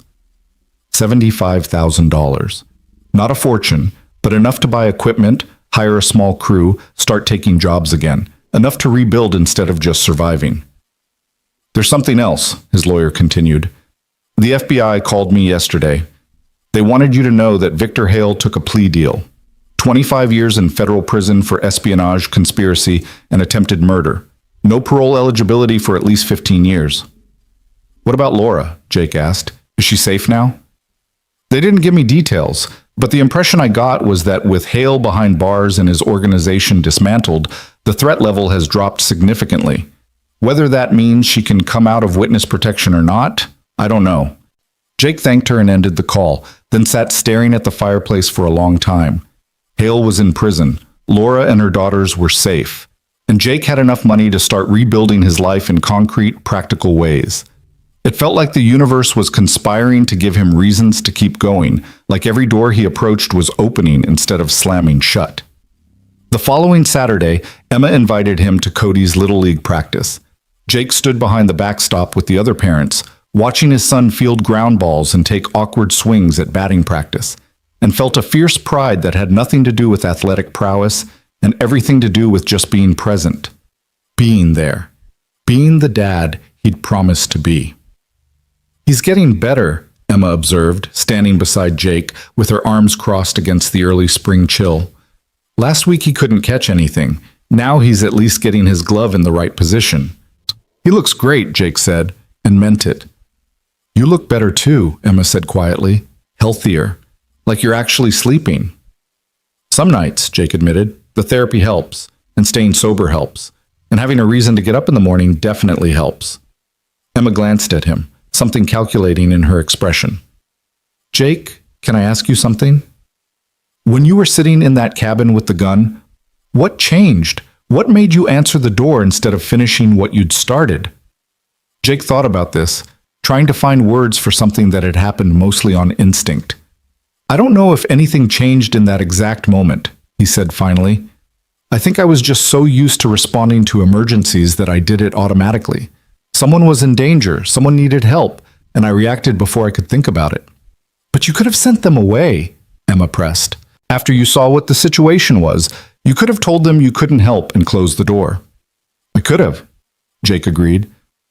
But then I'd have known I'd let 3 people die to preserve my own plan to die. And even at my lowest, I guess I couldn't do that. I couldn't be that person. You were never that person, Emma said. That's what I've been trying to tell you for years.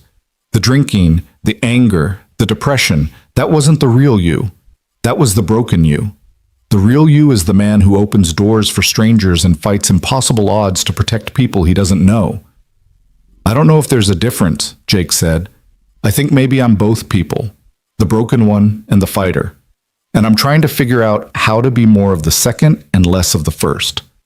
On the field, Cody hit a line drive that made it all the way to the outfield. He stood at first base grinning like he'd just won the World Series, and Jake felt his throat tighten with emotion. You're doing it, Emma said softly, figuring it out.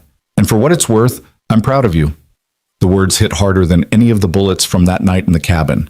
Emma's pride, Emma's approval, he'd spent years believing he'd forfeited any right to those things.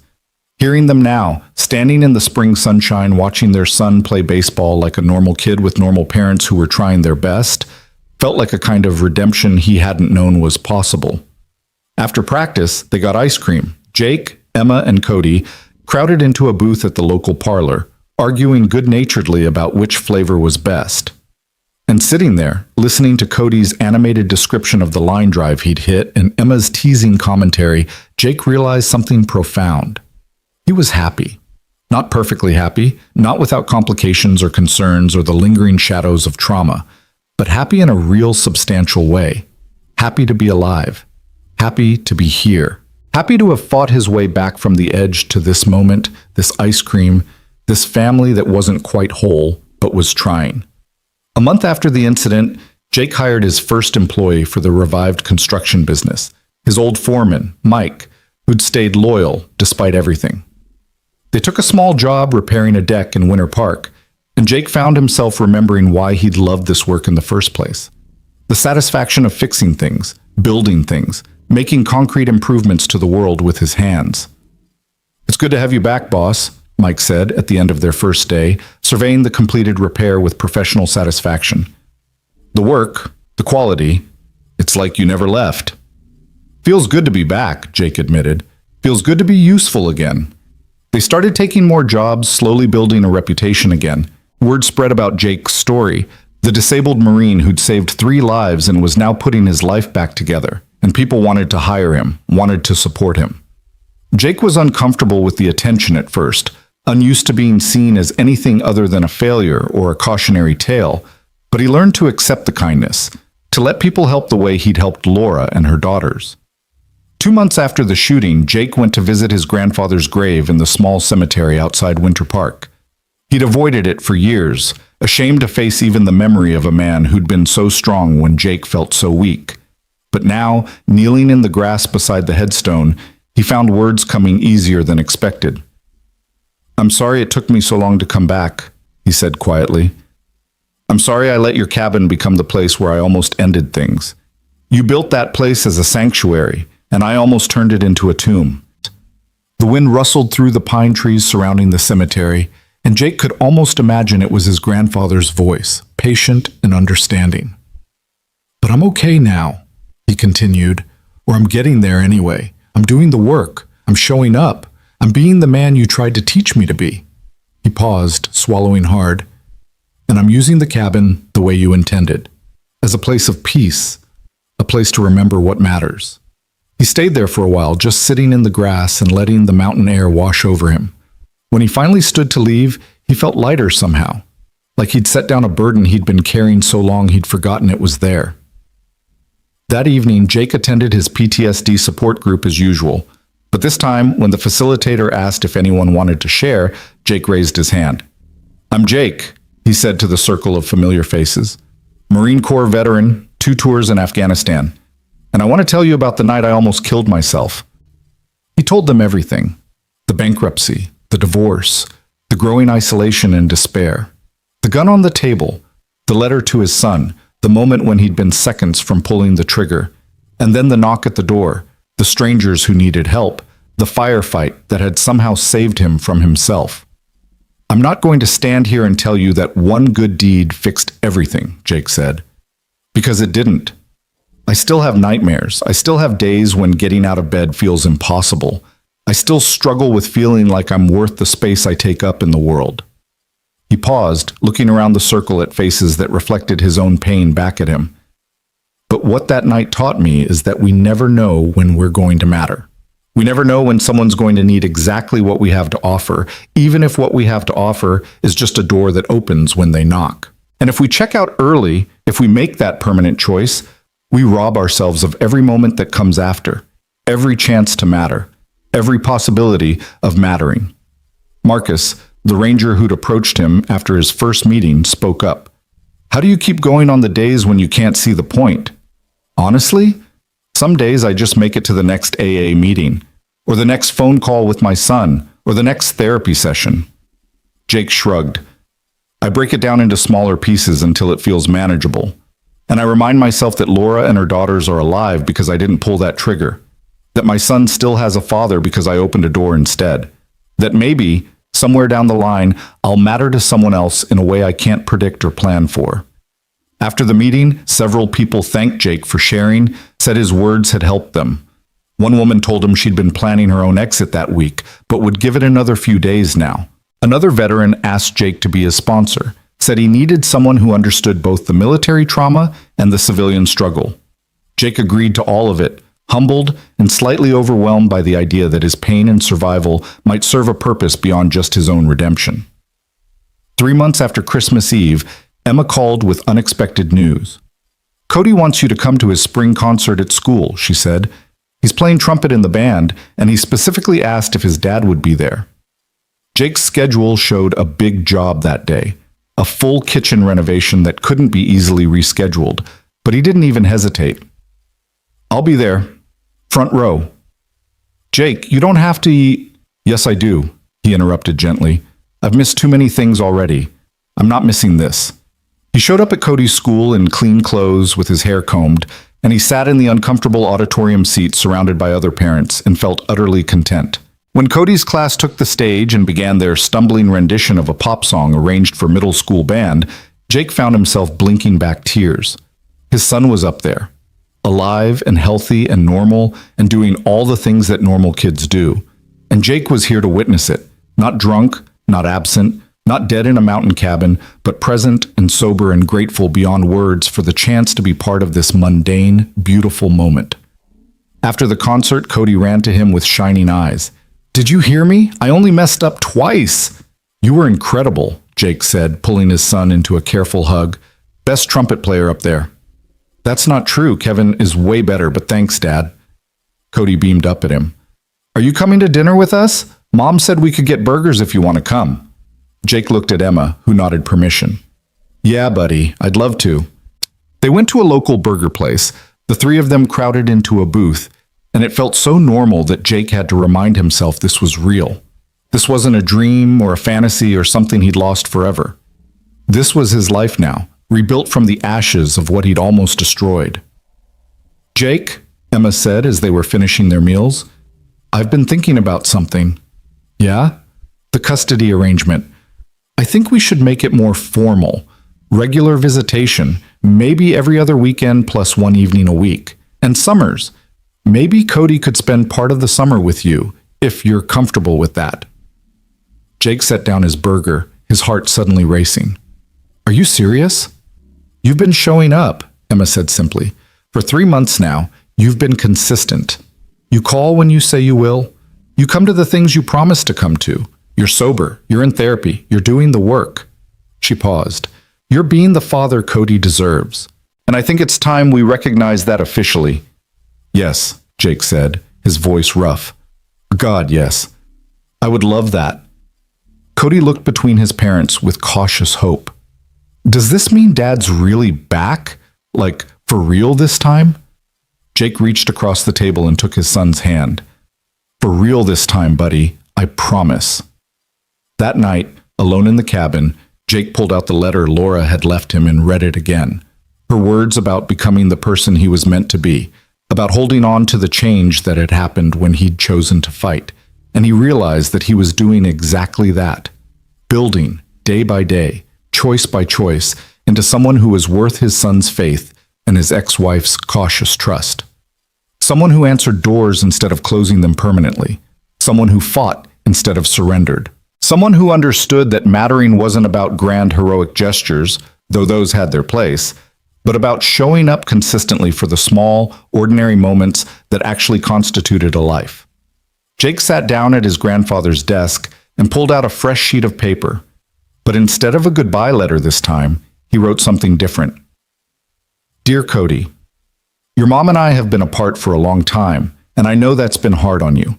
I know I've been absent more than I've been present, and I know I've let you down in ways that must have hurt. But I want you to know something important. You never let me down. Not once. Even when I was at my worst, even when I didn't deserve it, you kept believing I could be better. You kept hoping I would come back. And that hope, That faith you had in me, it saved my life. I'm writing this to make you a promise, not a promise that I'll be perfect, because I won't be. Not a promise that there won't be hard days, because there will be, but a promise that I will keep showing up. I will keep fighting to be the dad you deserve. I will keep choosing to be present in your life, no matter how difficult it gets. You drew me a picture that said, my dad is brave. I'm going to spend the rest of my life trying to live up to that. I love you more than words can say. Dad. He folded the letter carefully and put it in an envelope addressed to Cody. He'd give it to him this weekend when he came by for their newly official visitation. Not as a replacement for showing up, but as a supplement to it. As proof that he was thinking about these things, working on them, committed to the long process of rebuilding what he'd broken. Jake looked around the cabin, at the repaired windows, at the patched bullet holes, at the space that had almost been his final monument to failure, but had instead become the birthplace of his second chance. And he felt something he hadn't felt in years. He felt proud, not of the violence or the killing or the drama of that night, but of the choice he'd made when someone knocked. The choice to open instead of close, to fight instead of surrender, to live instead of die. And he felt ready for whatever came next because he finally understood the truth Laura had tried to tell him in her letter. Redemption wasn't about one dramatic moment. It was about the accumulation of smaller choices, made day after day to be better than you were yesterday, to keep the door open, to keep fighting, to keep showing up. Jake Mason was alive, and for the first time in a long time he was glad about it. 6 months had passed since that Christmas Eve, when Jake's life had split into before and after, and he stood now in the lobby of the federal courthouse in Denver, holding a folder of paperwork that represented everything he'd built back from nothing. The custody modification hearing was scheduled for 10 o'clock, and Emma had texted him twice already to make sure he remembered, as if he could possibly forget the day that would officially recognize him as a present, functioning father again. His phone buzzed with another message, this time from Cody. Good luck, Dad. Mom says if the judge says yes, we can get ice cream after. Jake smiled and typed back. The judge is definitely saying yes. Start thinking about what flavor you want. The confidence wasn't bravado. His lawyer had assured him that the modification was essentially a formality at this point. 6 months of clean drug tests, consistent therapy attendance, steady employment, and 0 missed visitations had built a case file that spoke for itself. Emma was supporting the change, which eliminated any potential conflict. The judge would review, ask a few questions, and sign the papers that would give Jake joint custody with graduated parenting time. Jake Mason? A bailiff appeared in the hallway. Judge Morrison is ready for you. The hearing itself was anticlimactic in the best possible way. Judge Morrison, a woman in her 60s with sharp eyes and a no-nonsense demeanor, reviewed the file while Jake sat beside his lawyer at the defendant's table. Emma sat on the other side with her own attorney, and the whole proceeding felt more like a business meeting than the emotional reckoning Jake had been bracing himself for. Mr. Mason, the judge said finally, looking up from the paperwork. I've reviewed your history with the court, and I'll be frank. 18 months ago, I would have denied this petition without hesitation. Your record showed substance abuse, untreated PTSD, financial instability, and concerning behavior that put your son at risk. Jake's stomach clenched, but he kept his expression neutral. However, Judge Morrison continued, and her tone softened slightly, the documentation before me today tells a very different story. 6 months of sobriety, confirmed by random drug testing, consistent mental health treatment with measurable progress, stable employment and housing, and most importantly, 6 months of reliable, engaged parenting during your supervised visits. She paused. Ms. Mason, you're supporting this modification? Emma stood. I am, Your Honor. Jake has done everything we asked of him and more. He's proven that he's committed to being a good father, and Cody deserves to have both his parents actively involved in his life. The judge nodded and signed the papers with a flourish.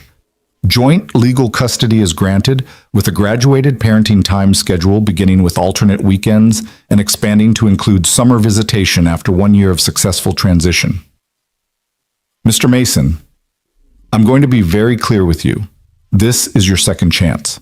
If you relapse, if you miss scheduled visitations, If you give me any reason to believe you're putting your son at risk, I will reverse this order without hesitation. Do you understand?" "Yes, Your Honor," Jake said, his voice steady despite the emotion churning in his chest. "I understand, and I won't let you down, or my son. See that you don't." Judge Morrison's expression softened into something almost like approval. "Good luck, Mr. Mason. Not everyone gets the opportunity to rebuild what they've broken. Make the most of it." Outside the courthouse, Emma turned to Jake with a smile that was complicated but genuine. "You did it. You really did it." "We did it," Jake corrected. "You could have fought this. You could have made it impossible. Thank you for believing I could change." "Cody believed it first," Emma said. "I just finally caught up." She glanced at her watch. "I have to get back to work, but Cody's expecting you to pick him up from school at 3. First official custody pickup. Are you ready?" "I've been ready for 6 months," Jake said. "But yeah, I'm ready." He spent the intervening hours at a job site, finishing up a bathroom renovation for a client in Boulder. Mike had taken on most of the day-to-day management of the business, which freed Jake up to focus on the more complex projects and maintain the therapy schedule that had become the backbone of his recovery. They'd hired 2 more employees in the past month, and the calendar was booked solid through the end of summer. The business wasn't just surviving, it was thriving. At 2:45, Jake cleaned up, changed into a fresh shirt he'd brought for the occasion, and drove to Cody's school. He'd picked his son up before during the supervised visits, but this felt different. This was official. This was the first day of what would hopefully be many years of shared custody, of being the kind of father who showed up not because a court mandated it, but because he wanted to. Cody exploded out of the school building at 3:07, backpack bouncing, and ran straight to Jake's truck. "Dad, did the judge say yes?" "The judge said yes," Jake confirmed, and Cody let out a whoop that made several other parents turn to stare. "Can we go to the cabin this weekend? Mom said if you got custody I could stay overnight with you, and I want to see where you fought the bad guys." Jake had been dreading this question. The cabin held complicated memories, both the darkest moment of his life and the moment that had pulled him back from the edge. He'd cleaned it up, repaired the damage, even redecorated slightly to make it feel less like a crime scene and more like a home. But showing it to his son, explaining what had happened there, felt like exposing Cody to darkness that maybe a 10-year-old didn't need to carry. "We can go to the cabin," Jake said carefully as Cody buckled his seatbelt. "But buddy, I want you to understand something. What happened there that night, it wasn't like the movies. It was scary and violent, and people died. I'm not proud of the killing. I'm only proud that I kept those people safe."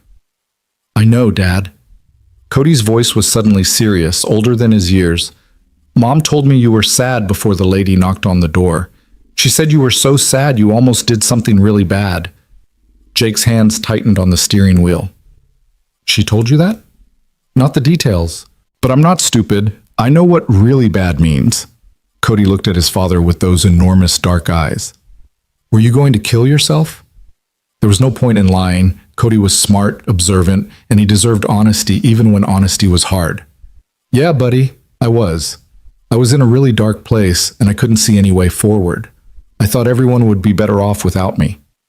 But then the lady and her kids came. Then they came, and I realized I was wrong. That I still had things to offer, that my life still mattered." Jake pulled into the ice cream shop parking lot and turned to face his son. "And the biggest thing I realized was that you deserved better than a dad who gave up. You deserved someone who would fight to be there for you, no matter how hard it got."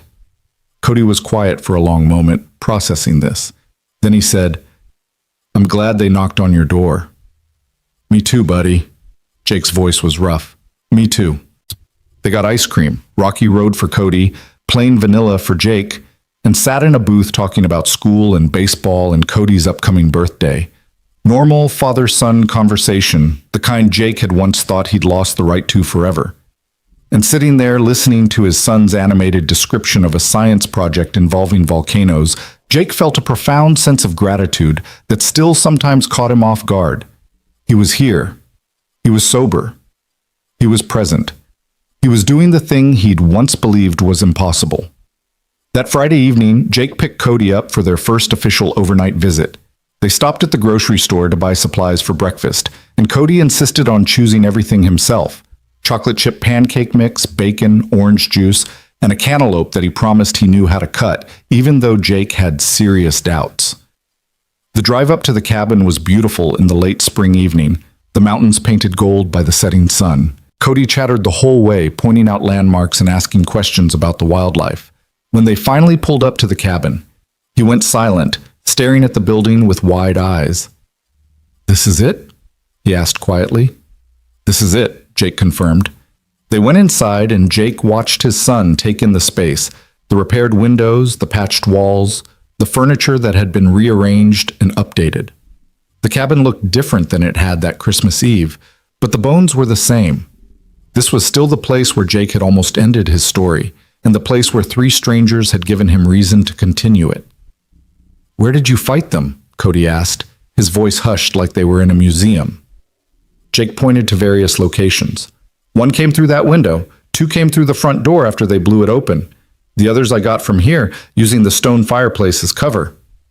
And the lady, Laura, she shot one of them?" "She saved my life," Jake said simply. "I was down, wounded, and one of them was about to finish me. She picked up my rifle and dropped him with one shot, even though she'd never fired a gun before in her life." Cody walked slowly around the cabin, running his hands over surfaces like he could feel the history embedded in them. When he reached the table where Jake had laid out the gun and the letter, he stopped. "Is this where you were sitting when they knocked?" Jake's throat tightened. "Yeah, buddy, right there." "What were you thinking about?" "Before they came." "How did you explain despair to a 10-year-old? How did you articulate the weight of failure and shame and exhaustion that had pressed down until breathing felt like too much effort?" Jake settled for the simplest truth he could manage. "I was thinking that I'd let everyone down, that I was a burden instead of a blessing, that the world would be better off without one more broken veteran taking up space." He moved to stand beside his son, both of them looking at the chair like it was an exhibit. "But I was wrong, Cody, so completely wrong. Because the world needed me to open that door. Those 3 people needed me to be there, and you needed me to choose to stay alive so I could be your dad again." Cody turned and hugged him fiercely, his small arms surprisingly strong. "I always needed you, Dad, even when you were sick, even when Mom said you couldn't visit. I always wanted you to get better and come back." Jake hugged his son back, careful of his still healing shoulder, and let himself feel the full weight of what he'd almost thrown away. This moment, this connection, this chance to be present for all the ordinary, extraordinary moments that constituted a childhood. They spent the evening playing cards and roasting marshmallows in the fireplace, and Cody asked occasional questions about that night, always factual, never sensational, just trying to understand the story that had changed his father's trajectory. Jake answered honestly, but without graphic details, walking the line between honesty and age-appropriateness. When Cody finally went to bed in the cabin's small guest room, Jake sat in his grandfather's chair and thought about the letter he'd written that night. The FBI had destroyed it as he'd requested, but he still remembered every word. All those apologies and justifications for giving up, preserved in his memory like a scar. His phone buzzed with a text from Emma. "How's the first overnight going?" Jake typed back, "Perfect. He's asleep. We talked about that night. He handled it better than I expected. He's stronger than we give him credit for," came Emma's reply. "Like his dad." Jake stared at those words for a long moment. Like his dad. 6 months ago, that comparison would have felt like a curse. Now it felt like hope. The possibility that maybe the strength he'd shown that Christmas Eve wasn't an aberration, but something that had always been there, buried under trauma and self-medication, but waiting to emerge when it was needed most. The weekend passed in a blur of breakfast-making disasters, a hike to a nearby waterfall, and an attempt at fishing that resulted in Cody catching a tree branch and Jake catching nothing at all. Normal father-son activities, the kind that built memories slowly and steadily. On Sunday afternoon, Jake drove Cody back to Emma's house, and his son was already asking about next weekend before they'd even pulled into the driveway. "Same time next Friday?" Jake confirmed. "Can we try fishing again? I want to actually catch a fish this time." "Deal. But you have to practice your knot tying this week." Emma met them at the door, and Jake could see the question in her eyes before she asked it. How did it really go? "It was great," Jake assured her quietly while Cody ran inside to tell her about the trip. Really great. Thank you for this, Emma, for giving me this chance. You earned it, she said simply. Then, after a pause, there's something I want to talk to you about. Not now, but soon. Something I've been thinking about.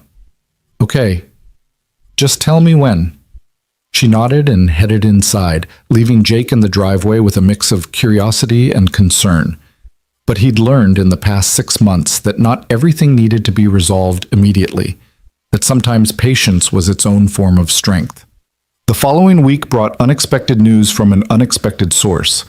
Agent Chen from the FBI called Jake on a Tuesday afternoon while he was at a job site, her voice carefully neutral in a way that immediately set off his internal alarms. Mr. Mason, I wanted to give you an update on the Bennett case, she said. Victor Hale is in federal prison, as you know, but there have been some developments regarding Mrs. Bennett and her daughters. Jake's heart rate kicked up. Are they okay? Did something happen? They're fine. Actually, the situation has improved significantly. With Hale incarcerated and his organization dismantled, our threat assessment indicates the risk level has dropped to near zero. Which means, Chen paused, and Jake could hear papers rustling. Which means Mrs. Bennett has petitioned to exit witness protection and resume her normal identity. Jake sat down heavily on a stack of lumber. She's coming back? She's already back. She returned to Colorado 3 weeks ago and has been going through the reintegration process. She wanted to wait until everything was settled before reaching out to anyone from her old life. Another pause. Including you. She asked me to give you her new contact information, if you're interested. Yes, Jake said immediately. Absolutely yes. Chen rattled off a phone number and an address in Boulder, and Jake wrote them down with shaking hands. Laura was back. After 6 months of wondering if he'd ever know whether she and the girls were okay, whether they were happy, whether they'd managed to build something good from the ashes of that terrifying night, now he could find out. He called the number as soon as Chen hung up, before he could overthink it or talk himself out of it. The phone rang 3 times, and then, "Hello?" Her voice was the same, calm, intelligent, with an undercurrent of warmth that Jake remembered from their brief time together. "Laura, it's Jake Mason." A sharp intake of breath. "Jake. Oh my God, Jake. Agent Chen said she was going to contact you, but I didn't know if you'd actually call." "Of course I called. I've been wondering about you guys for 6 months. How are you? How are Sophie and Maya?" "We're good. Really good, actually. Settled in Boulder, the girls are enrolled in school. I'm back at work. Well, a different position at Bennett Technologies, but still. We're rebuilding." Her voice softened. "And we've wanted to reach out to you so many times. To thank you properly. To see how you're doing."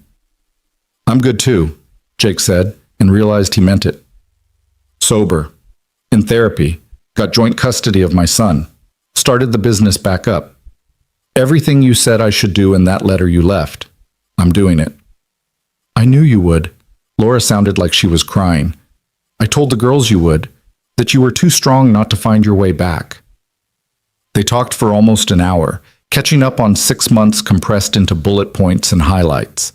Laura told him about witness protection, the strange experience of living under a false name in a small town in Montana, always looking over their shoulder, never quite able to relax. Sophie had struggled with nightmares and anxiety. Maya had become clingy and fearful of strangers, but therapy had helped them too, and the knowledge that Hale was in prison had lifted a weight they'd been carrying since that Christmas Eve. "The girls ask about you constantly," Laura said. "They want to see you, to thank you in person. Would you be willing to meet up sometime? Maybe coffee or lunch or whatever feels comfortable?" "I'd love that," Jake said without hesitation. "Just name the time and place." They made plans to meet the following Saturday at a cafe in Boulder, and Jake spent the rest of the week in a state of anticipation that surprised him with its intensity. He'd saved their lives, yes, but they'd saved his too. And he'd spent 6 months wondering if he'd ever get to see the results of that mutual rescue, ever get to know if the fight had been worth it beyond just the immediate survival. Saturday arrived with unusual spring warmth, and Jake drove to Boulder dressed in his best jeans and a button-down shirt that Emma had helped him pick out. The cafe was one of those trendy places with reclaimed wood and expensive coffee drinks, and Jake felt distinctly out of place until he spotted them through the window. Laura sat at a corner table with Sophie and Maya on either side of her, and all three of them looked healthy and whole, and nothing like the desperate, terrified people who'd pounded on his door 6 months ago. They'd put on weight, their faces had filled out, and there was a lightness to their body language that spoke of safety reclaimed. When Laura saw him, she stood so quickly she nearly knocked over her coffee. Sophie and Maya turned, and Maya let out a squeal that was definitely too loud for the refined cafe atmosphere. "Jake!" She launched herself at him before he'd fully entered, wrapping her arms around his waist with the kind of enthusiasm that only 7-year-olds could manage. "You came! You really came!" Sophie was more reserved but no less emotional, waiting her turn to hug him with tears streaming down her face. "Thank you," she whispered against his shirt. "Thank you for saving us." Laura approached last, and for a moment they just stood there looking at each other. Then she embraced him carefully, mindful of his still healing injuries, and Jake could feel her shaking. "I didn't think I'd ever see you again," she said against his shoulder. "I thought that night would be the only time, that we'd just be ghosts to each other, always wondering." "Me too," Jake admitted, "but I'm really glad Agent Chen called." They settled at the table, and the girls peppered Jake with questions faster than he could answer them. How was his shoulder? Had his hand healed properly? Did he still live in the cabin? Had he gotten in trouble for shooting those men?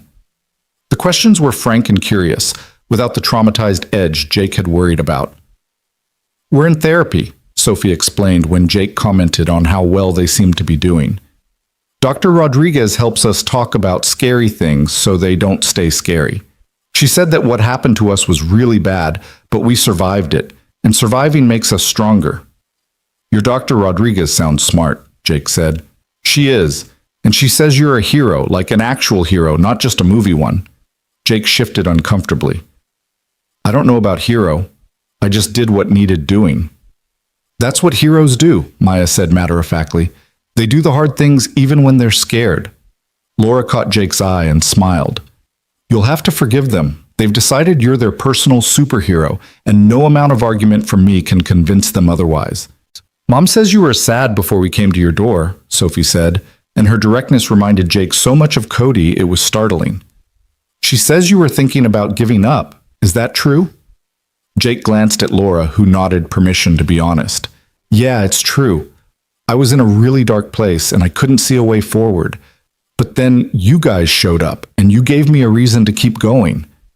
"So we saved you too," Maya said with satisfaction. "Mom said we did, but I wanted to make sure." "You definitely did," Jake confirmed. "All three of you saved my life just as much as I saved yours." They spent 2 hours at the cafe, talking and laughing, and sharing stories about the past 6 months. Laura told him about returning to Bennett Technologies in a consulting role that gave her more control over her schedule, allowing her to focus on the girls' recovery. Sophie shared that she'd joined a soccer team and discovered she was pretty good at defense. Maya proudly displayed the artwork she'd been creating in therapy, including several pieces that depicted the hero who saved us, with distinctly superhero-like qualities Jake definitely didn't possess. When they finally stood to leave, Laura pulled Jake aside while the girls were distracted with choosing cookies from the display case. "I need to tell you something," she said quietly. "Something I've been working up the courage to say for months." Jake's chest tightened. "Okay." "That night in the cabin, when I saw the gun and the letter, when I realized what you'd been about to do," Laura's eyes were bright with unshed tears. "I've never been more terrified and more grateful at the same time. Terrified of what we'd interrupted, but grateful beyond words that we'd interrupted it.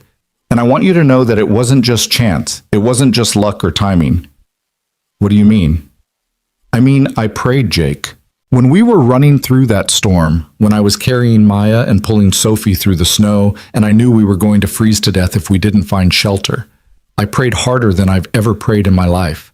I asked God or the universe or whatever's out there to send us help, to send us someone strong enough to protect us and brave enough to fight for us." She gripped his hand tightly, and then your light appeared through the trees, and you opened the door, and you were exactly who I'd prayed for. Jake didn't know what to say to that. He'd never been religious, had lost whatever faith he'd possessed in the dust and blood of Kandahar. But standing here, looking at this woman and her daughters, who were alive and healing because of one impossible night, he couldn't entirely dismiss the idea that maybe something larger had been at work. "I'm glad I could be that person," he said finally, "even if I didn't feel like him at the time." "You were always that person," Laura said firmly. "You just needed someone to knock on your door to remember it." They exchanged phone numbers and promises to stay in touch, and the girls made Jake swear he'd come to Maya's birthday party next month. As he drove back to Denver, Jake felt something settling into place in his chest, a piece of the puzzle he'd been missing for 6 months. Closure, maybe, or confirmation that the fight had meant something beyond just the immediate survival. Laura and her daughters were thriving. They'd taken the trauma of that night and transformed it into resilience, into a story about survival and strength rather than just victimhood. And somehow, impossibly, they'd managed to do the same thing for him. That evening, Jake called the number Emma had given him and asked if they could have that talk she'd mentioned. They met at a coffee shop near her house, the conversation starting awkward but quickly finding its rhythm. "I wanted to talk to you about something that might be complicated," Emma began, stirring her latte nervously. "And I want you to know there's no pressure, no expectations, but I've been thinking about it a lot, and I felt like I should at least put it out there." "Okay," Jake said cautiously. "Cody's birthday is next month. He's turning 11. And he asked me," Emma paused, seeming to gather courage. "He asked if you could be there, not just to visit, but to help plan it, to be part of it the way you used to be when we were together." "Of course I want to be there," Jake said immediately. "I wouldn't miss it." "That's not all." Emma met his eyes. "He asked if we could have the party together, the three of us, like a family." Jake's heart stuttered. "Emma, I'm not saying we should get back together," she clarified quickly. "That ship has sailed, and I think we both know it. But maybe we could be friends, co-parents who actually like each other and can be in the same room without tension, partners in raising our son, even if we're not partners in anything else." Jake felt something loosen in his chest, a knot he'd been carrying for so long he'd forgotten it was there. "I'd like that. I'd really like that. And maybe," Emma hesitated, "maybe you could bring Laura and her girls. Cody's been asking about them since you told him the story. He wants to meet the people who saved his dad. You'd be okay with that? Jake, you saved 3 lives and rebuilt your own in the process. I think the least I can do is share a birthday party with the people who made that possible." She smiled, and it was genuine. "Besides, Cody's right. They're part of your story now, part of our story. They should be included." They spent the next hour planning Cody's party, and it felt easier than anything between them had felt in years. They laughed about Cody's insistence on a specific superhero theme, debated the merits of various cake flavors, and divided responsibilities with the kind of cooperation that had once been routine but had become impossible during Jake's descent. As Jake drove home that night, he realized that this ordinary evening spent planning a child's birthday party was what redemption actually looked like. Not dramatic firefights or heroic sacrifices, but the quiet work of rebuilding relationships one conversation at a time, the steady accumulation of small choices that added up to a life worth living. His phone buzzed with a text from Laura. "The girls haven't stopped talking about seeing you today. Thank you for being willing to meet us. It meant the world." Jake typed back, "Thank you for letting me be part of your lives. You guys mean more to me than you probably realize." Her response came quickly. "The feeling is mutual. You're family now, whether you like it or not. Family." The word sat in Jake's chest with unexpected weight. 6 months ago, he'd been convinced he had nothing and no one. That he was alone in his suffering, isolated by choices and circumstances he couldn't overcome. But somehow, impossibly, he'd accumulated a family that extended beyond biology and marriage certificates. Cody and Emma, rebuilding trust and connection slowly but surely. Laura and her daughters, bound to him by shared trauma and mutual rescue. The veterans in his support group, fighting the same battles he was fighting. His employees, who'd taken a chance on a broken man trying to put himself back together. Even Marcus, the Army Ranger who'd approached him after his first PTSD meeting and who now called him weekly to check in and share progress. None of these connections looked like what Jake had imagined family should look like, but they were real, and they were solid, and they were built on honesty and effort rather than obligation and history. That night, Jake sat in his grandfather's chair and pulled out his journal, a practice his therapist had recommended and he'd initially resisted but had grown to value. He wrote about the meeting with Laura and the girls, about Emma's invitation to co-parent as friends, about the steady accumulation of evidence that his life had value and purpose beyond just survival. And at the bottom of the entry, he wrote something that surprised him with its simplicity and truth. I'm happy. Not perfect, not healed, not without struggles, but genuinely, substantially happy. Who knew that was possible? The weeks leading up to Cody's birthday passed in a flurry of planning and preparation. Jake worked with Emma to organize the party, and they fell into an easy rhythm that reminded him of the early days of their marriage before war and trauma had poisoned everything. Laura and her daughters were invited, as were several of Cody's school friends and Emma's family members who'd written Jake off years ago but were cautiously willing to give him another chance. Jake spent a weekend building Cody a treehouse in Emma's backyard, something his son had wanted for years but they'd never gotten around to completing. He worked through the physical pain in his shoulder and the lingering stiffness in his burned hand, and the labor felt like penance and celebration combined. Every nail he drove, every board he secured felt like a promise kept, like proof that he could build instead of just breaking things. When Cody saw the finished treehouse the day before his birthday, his face lit up with pure joy. "Dad, it's perfect! Can I sleep in it tonight?" "That's between you and your mom," Jake said, wiping sweat from his forehead. "But I built it solid. It'll hold you." Cody climbed the ladder immediately, disappearing into the small structure, and Jake heard him whooping with delight. Emma appeared beside him, surveying his work with an appraising eye. "It's beautiful," she said, "really beautiful. You always were good with your hands." "Thanks for letting me build it here," Jake said. "I know this is your house, your space. I appreciate you welcoming me into it." "You're Cody's father," Emma said simply. "This is where he lives, which means you should be welcome here. I should have remembered that sooner." The party itself was chaos in the best way possible. A dozen 11-year-olds hopped up on sugar and excitement, running through the yard playing elaborate games only they understood the rules to. Laura arrived with Sophie and Maya, and the girls immediately gravitated toward Cody, who'd been nervously anticipating meeting them for weeks. "You're the ones my dad saved," he announced proudly, and Jake winced at the lack of subtlety. But Sophie just grinned. "Yeah, and you're the kid who saved him by never giving up. Your dad talks about you all the time." Jake watched the four kids disappear toward the treehouse, and Laura moved to stand beside him. "They're going to be fine," she observed. "All of them. We worried so much about the trauma, about lasting damage. But kids are resilient in ways adults forget." "I'm starting to figure that out," Jake agreed.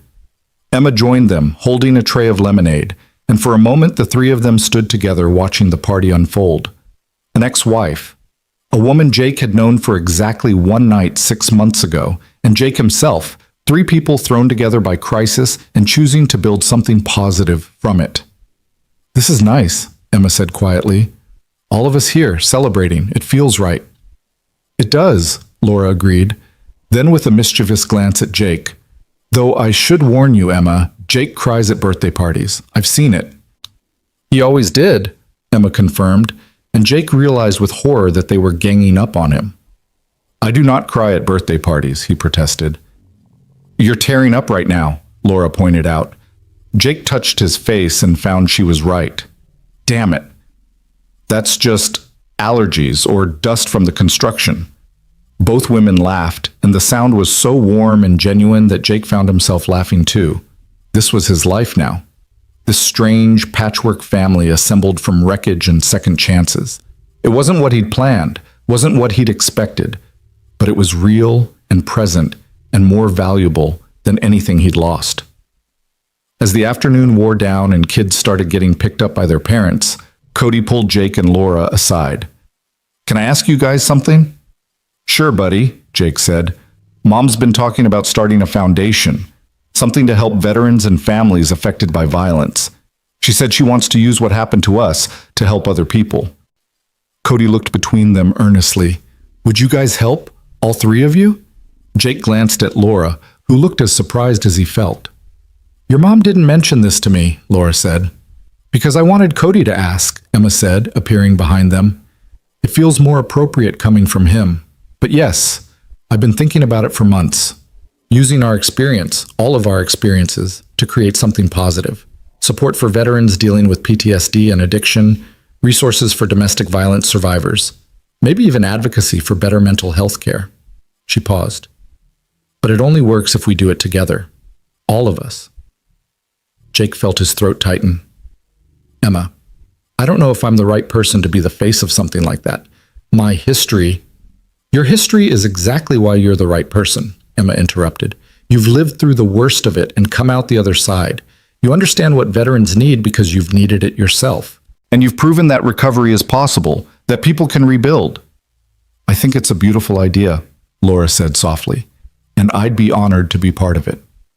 They talked for another hour after the last guest had left, sitting around Emma's kitchen table while Cody played in his new treehouse. They discussed possibilities and challenges, resources and contacts. Emma had clearly been researching this for months, and her ideas were thorough and well considered. A foundation that could provide immediate support to veterans in crisis, funding for therapy and treatment programs, advocacy work to improve the systems that had failed so many. "We could call it Second Chances," Laura suggested, "or the Open Door Foundation." "The Mason Project," Emma countered, glancing at Jake. "Named after the place where everything changed." Jake felt overwhelmed by the scope of what they were proposing, but also energized in a way he hadn't felt in years. This was purpose beyond just survival. This was taking the worst night of his life and transforming it into something that could help hundreds, maybe thousands, of people facing similar darkness. "I'm in," he said. "Whatever you need from me, I'm in." They sealed the commitment with a handshake that turned into a group hug, and Jake marveled at the strange path that had led him here. From the barrel of a gun pressed against his temple to a kitchen table surrounded by people planning how to save others from the same despair, the journey was almost too improbable to believe. But it had happened. It was happening, and Jake was determined to make the most of every impossible second. 1 year after that Christmas Eve, when Jake's life had been measured in seconds before the knock came, he stood at a podium in a Denver hotel ballroom facing 200 people who'd gathered for the inaugural fundraising gala of the Open Door Foundation. His hands were sweating despite the air conditioning, and the speech he'd practiced a dozen times suddenly felt inadequate for the moment. But Emma was in the front row with Cody. Laura sat beside them with Sophie and Maya, and scattered throughout the audience were faces from his AA meetings, his PTSD support group, veterans he'd connected with through the foundation's early outreach efforts. People who knew his story not from news reports, but from lived experience. He cleared his throat and began. "A year ago tonight, I was sitting in my grandfather's cabin with a loaded gun and a letter to my son, convinced that the world would be better off without me in it. I'd lost my business, my marriage, my sense of purpose. I was drowning in PTSD and addiction, and I couldn't see any way forward, so I decided there wasn't going to be a forward." Jake paused, letting the words settle. "But then 3 strangers knocked on my door in a snowstorm, and everything changed." He told them the story, not the sanitized version that had appeared in news articles, but the real one. The desperation in Laura's voice, the terror in her daughter's eyes. The moment when he'd had to choose between finishing what he'd started or fighting for 3 lives that weren't his own. The firefight that had left 5 men dead and Jake bleeding on his grandfather's floor, certain he was dying but somehow okay with it, because at least he'd mattered one last time. "I didn't save Laura and Sophie and Maya because I was brave," Jake said, his voice carrying across the silent ballroom. "I saved them because something in me, some last remaining piece that hadn't been destroyed by war and addiction, couldn't let them die. And in saving them, they saved me right back. They gave me a reason to keep breathing when I'd run out of reasons." He looked at Laura, who was crying openly, and at Emma, who clutched Cody's hand so tightly her knuckles had gone white. The Open Door Foundation exists because of what happened that night. Because we, Laura, Emma, myself, and so many others who've joined this effort, believe that no veteran should face their darkest moment alone. No family should have to knock on doors desperately hoping someone will answer. No one should feel so broken that death seems like the only option. Jake's voice strengthened. "We're here to be the door that opens, the voice that answers, the hand that reaches out in the darkness and says, 'You're not alone, and we're going to fight this together.'" The applause started before he'd finished, building to a standing ovation that left Jake simultaneously humbled and energized. He stepped away from the podium and was immediately enveloped by Emma, who hugged him fiercely. "That was perfect," she whispered. "Absolutely perfect." Laura appeared beside them, mascara running down her face, and pulled Jake into an embrace. "You're going to save so many people," she said, "just like you saved us." The gala raised over $300,000, far more than they'd projected for their first event. Donors ranged from wealthy tech executives moved by Laura's corporate connections to working-class families who'd scraped together $50 because they'd lost someone to suicide and wished something like the open door had existed. By the end of the evening, they had commitments from 3 major mental health organizations to partner with them, pledges from a dozen therapists to provide reduced-cost services to veterans, and inquiries from 5 other cities interested in replicating their model. Jake spent hours talking to donors and volunteers, shaking hands and sharing abbreviated versions of his story so many times the words started to feel rehearsed. But every person who approached him had their own story too.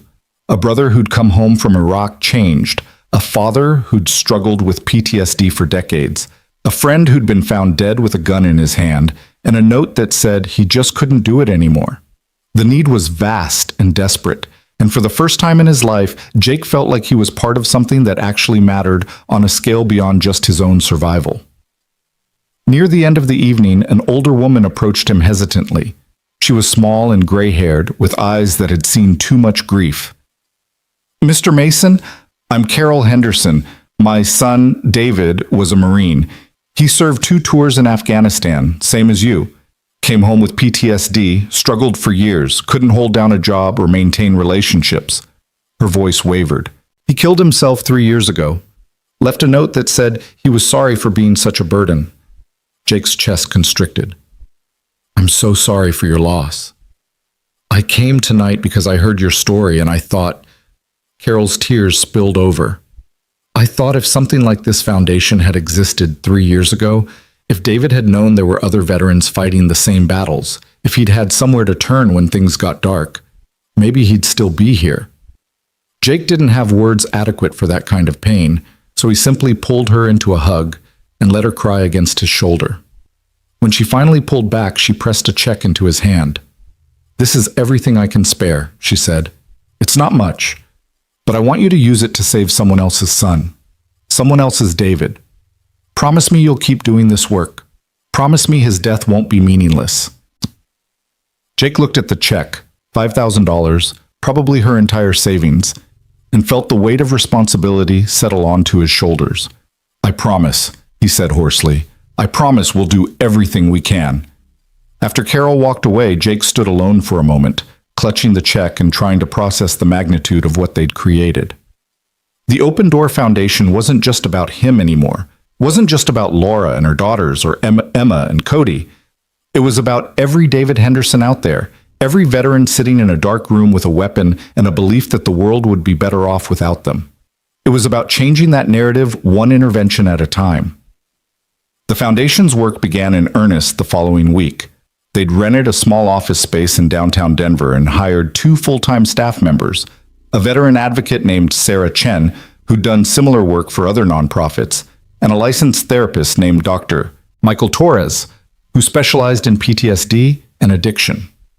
Jake split his time between the construction business and the foundation, finding that the two complemented each other in unexpected ways. Building things with his hands kept him grounded, while the foundation work gave him purpose that extended beyond just earning a living. Their first major initiative was a 24-hour crisis hotline specifically for veterans. They partnered with the Veterans Crisis Line, but offered something additional. Every call was answered by someone who'd actually served, who understood military culture and combat trauma from lived experience rather than textbooks. Jake took shifts on the hotline twice a week, usually late at night when the calls were most frequent and most desperate. The first call he took was from a former Army Ranger named David, the same name as Carol Henderson's son, which felt like both coincidence and fate. David was in his truck with a gun, parked outside his ex-wife's house, trying to decide if he had the courage to end it. "I'm just so tired," David said, his voice slurred with alcohol. "Tired of the nightmares? Tired of disappointing everyone? Tired of feeling like I'm watching my life through a window instead of actually living it." Jake recognized every word because he'd thought them all himself a year ago. "I know that tired," he said quietly. "I know it so well I could write a book about it. But David, listen to me. That tired isn't permanent. It feels permanent right now, in this moment, but it's not." "How do you know?" "Because I was where you are exactly 1 year ago. Gun in my hand, letter written, convinced there was no other option. But I was wrong. And the only reason I'm here to tell you that is because someone knocked on my door at exactly the right moment and gave me a reason to put the gun down." They talked for 2 hours. Jake shared his story in detail, and David shared his: divorce, custody battle, untreated PTSD that manifested as rage and paranoia, mounting debt for medical bills and legal fees, the kind of slow-motion collapse that looked inevitable until someone offered a different perspective. "What if I can't do it?" David asked finally, the gun still in his lap, but his voice sounding less certain. "What if I try to get better and I fail?" "Then you try again," Jake said. "And if you fail again, you try again after that. Recovery isn't a straight line, man. It's messy and complicated and full of setbacks. But the alternative," his voice caught, "the alternative is you don't get to see if it works out. You don't get to meet the person you could become once you get through this." By the end of the call, David had agreed to check himself into the VA hospital's psychiatric unit. Jake stayed on the line while David drove there, talking him through his fear and doubt, and only hung up once he confirmed that David was being admitted. Then Jake sat in the quiet office and cried. For David, for Carol Henderson's son, for the thousands of veterans out there who were one bad night away from a permanent decision. But he also felt something else. Hope. Because David was getting help. Because the hotline had worked exactly as intended. Because maybe, just maybe, they could actually make a difference. The foundation grew rapidly. Within 3 months, they'd expanded to include weekly support groups at 5 different locations across Colorado, a partnership program that connected struggling veterans with mentors who'd been through similar experiences, and a grant fund that helped cover the cost of therapy for veterans whose insurance was inadequate. Laura leveraged her corporate connections to secure donations and sponsorships. Emma handled the administrative and legal complexities, and Jake became the public face, the living proof that recovery was possible. He spoke at VA hospitals, community centers, military bases. He shared his story over and over, each telling getting easier even as the emotions remained raw. And after every speech, veterans approached him with their own stories, their own struggles, their own desperate need for someone to tell them it was going to be okay. Jake met Marcus for coffee every week, the Army Ranger who'd approached him after his first PTSD support group meeting. Marcus had become one of the Foundation's most effective peer mentors, using his own journey from suicidal despair to stable recovery as a roadmap for others. They talked about their work, their progress, the veterans they were helping, and the ones they'd lost despite their best efforts. "I got a call last night," Marcus said during one of their meetings, his expression troubled. Former Marine, 3 tours, 2 kids, said he was planning to do it this weekend, had everything arranged, but he called the hotline first just to, say goodbye to someone who'd understand, maybe. "What happened?" Jake asked, though he wasn't sure he wanted to know. "I talked him down, convinced him to go to the emergency room instead. He's in the psych ward now, getting the help he needs." Marcus stirred his coffee absently. "But Jake, man, we can't save them all. There are so many, and we're just a small foundation with limited resources. How do we live with the ones we don't reach in time?" It was a question Jake had been wrestling with himself. For every David they helped, for every veteran who called the hotline and accepted intervention, there were others who never made that call. Others who chose silence and isolation over reaching out. Others who died alone because they didn't know help existed or didn't believe they deserved it. "We live with it by saving the ones we can," Jake said finally, "and by building something that outlasts us. Every veteran we help, they go on to help others. It compounds, it spreads. Maybe we can't save everyone today, but we can create a system that saves more people tomorrow." "That's a lot of faith in tomorrow," Marcus observed. "Yeah, well, a year ago I didn't think I'd have a tomorrow. so I'm kind of invested in making sure other people get theirs.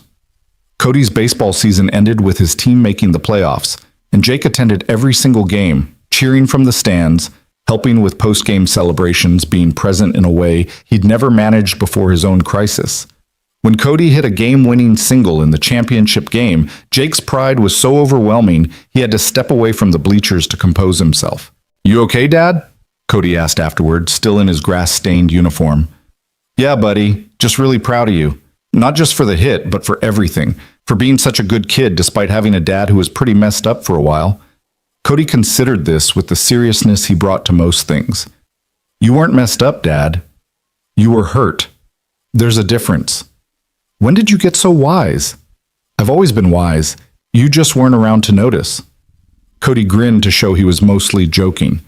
"But you're around now, and that's what matters."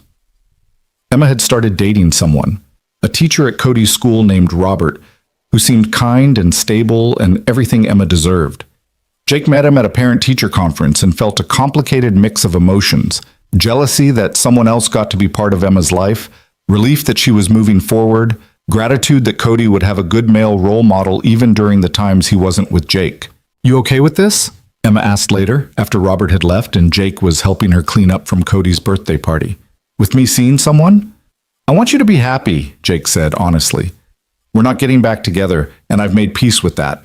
If Robert makes you happy, then I'm glad you found him." "He's good with Cody," Emma said.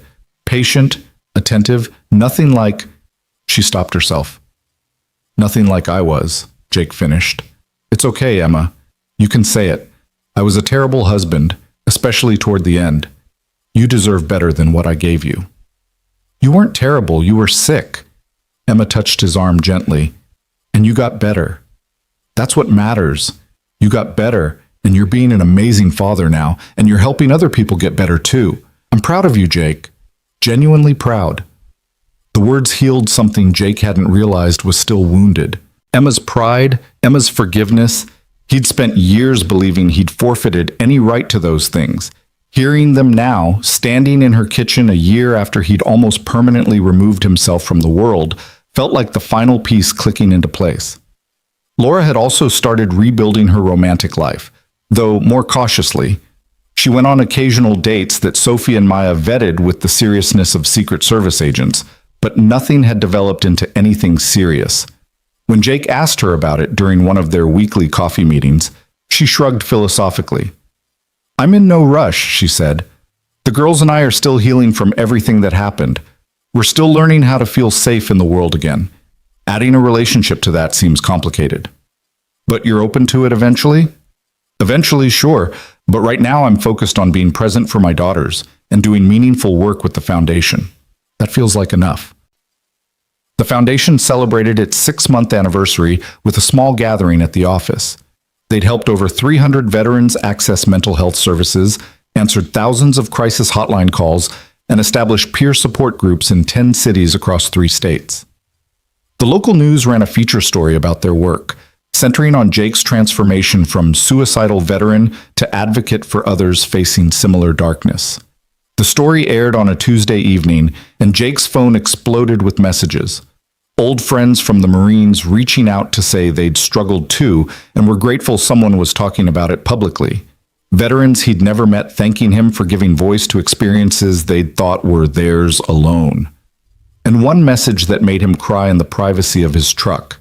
Carol Henderson, saying that watching the story had helped her feel connected to her son's memory in a way that brought comfort instead of just pain.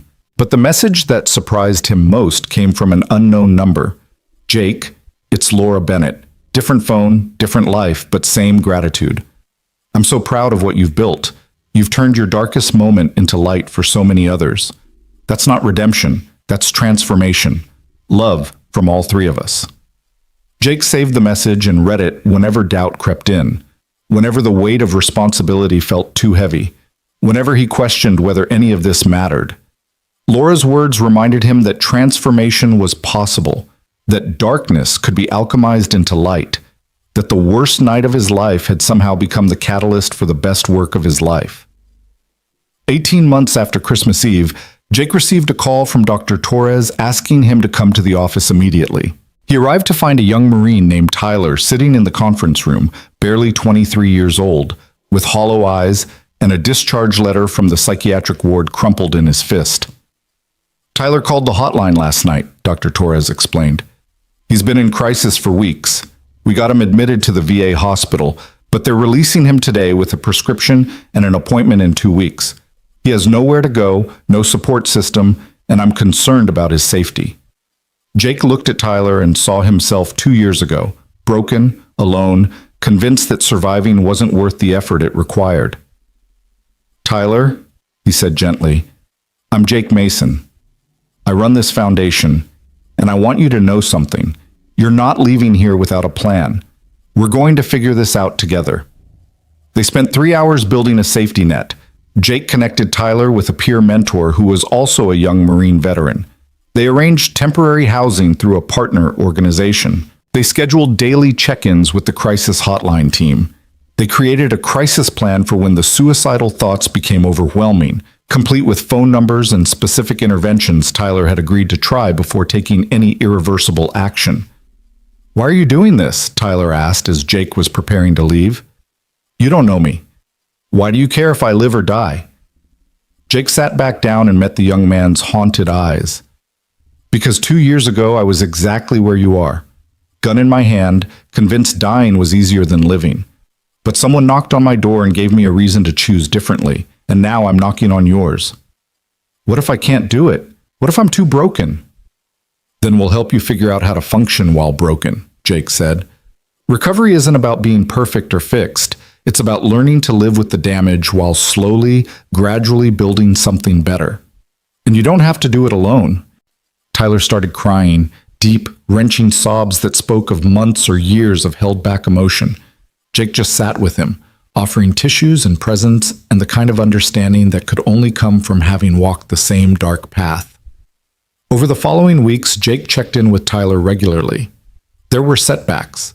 Nights when Tyler called the crisis line at 2 a.m, days when getting out of bed felt impossible, moments when the gun Tyler had surrendered to the VA called to him like a siren song. But there were also victories. Tyler attended his first support group meeting and actually spoke. He started therapy with a trauma specialist. He got a part-time job at a hardware store and discovered he was good with customers. 3 months after their first meeting, Tyler showed up at the foundation office with a young woman he introduced as his sister. I wanted her to meet you, Tyler said. She's been trying to get me help for over a year, but I kept refusing. I want her to know that I'm finally doing it, that I'm trying. Jake shook the sister's hand and saw tears streaming down her face. Thank you, she whispered. Thank you for saving my brother. He's saving himself, Jake said. I'm just walking beside him while he does it. But after they left, Dr. Torres pulled Jake aside. You know that's not entirely true, right? Tyler wouldn't be here without you, without this foundation. You're saving people, Jake.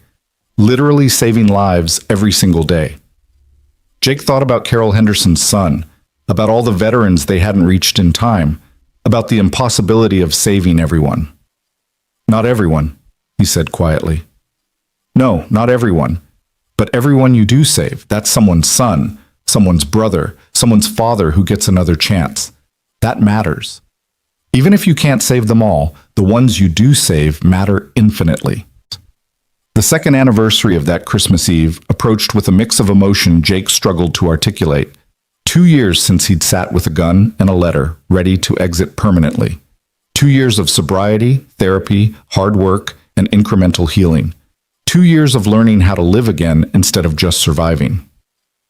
The foundation organized a memorial event for veterans lost to suicide, a candlelight vigil in a Denver park where families could come and remember, where veterans could gather and commit to choosing life for one more day.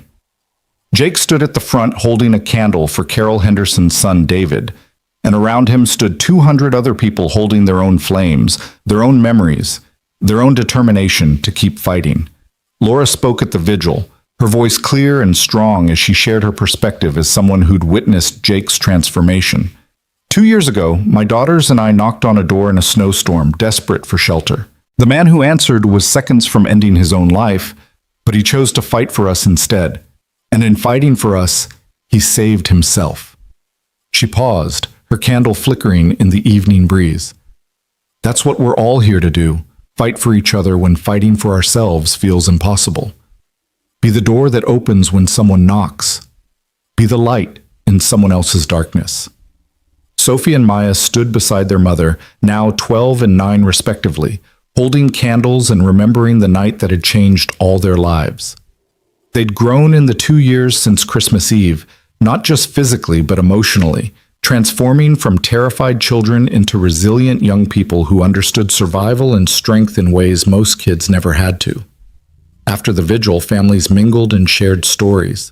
Jake met a widow whose husband had killed himself after 3 deployments to Iraq. He met a father whose daughter had survived a suicide attempt and was now thriving in recovery. He met teenagers who'd lost parents to PTSD-related suicides and were struggling to make sense of the loss. Each story was different, but underneath they all shared the same theme: love, loss, and the desperate hope that talking about it openly might prevent the next tragedy. Cody, now 12 and shooting up in height, stood beside Jake during these conversations. He'd become the Foundation's unofficial mascot, the kid who'd never given up on his dad, who'd kept believing even when belief seemed foolish. Emma had worried about exposing him to so much pain and trauma, but Cody had insisted on being involved, said he wanted to help other kids who had parents struggling like his dad had struggled. Mr. Mason? A teenage girl approached hesitantly, her mother trailing behind. I'm Ashley. I heard you speak at my school last month about PTSD and suicide prevention. I remember, Jake said warmly. You asked about how families could help veterans who wouldn't accept help. My dad, Ashley's voice cracked. He's a veteran, Afghanistan, and he's been really struggling lately. He won't talk to anyone, won't go to therapy, just drinks and isolates himself. I'm scared he's going to...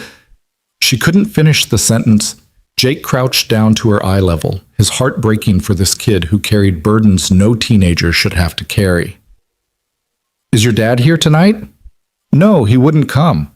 Said it was stupid that talking about feelings doesn't help. Okay, that's okay. Jake pulled out his wallet and extracted a card. This has my personal cell phone number on it. I want you to give it to your dad. Tell him a Marine who's been where he is wants to talk. No pressure, no judgment. If he calls, I'll answer. If he doesn't, that's okay too. But make sure he knows the option exists. Ashley took the card with trembling hands. What if he won't call? What if he... Then you call me, Jake interrupted gently. If you think your dad is in immediate danger, if you see signs that he's planning something, you call me day or night and I will personally come to your house and intervene. That's a promise. The mother was crying now, and she pulled Jake into a fierce hug. Thank you. God, thank you. We've been so alone with this, so scared, and no one seems to understand. You're not alone anymore, Jake said firmly. That's why this foundation exists, so no one has to face this alone. 3 days later, Ashley's father called. His name was James, and he was drunk when he dialed Jake's number at 11 at night. My daughter gave me your number, he slurred. Said you're some kind of hero Marine who fought off killers and saved people.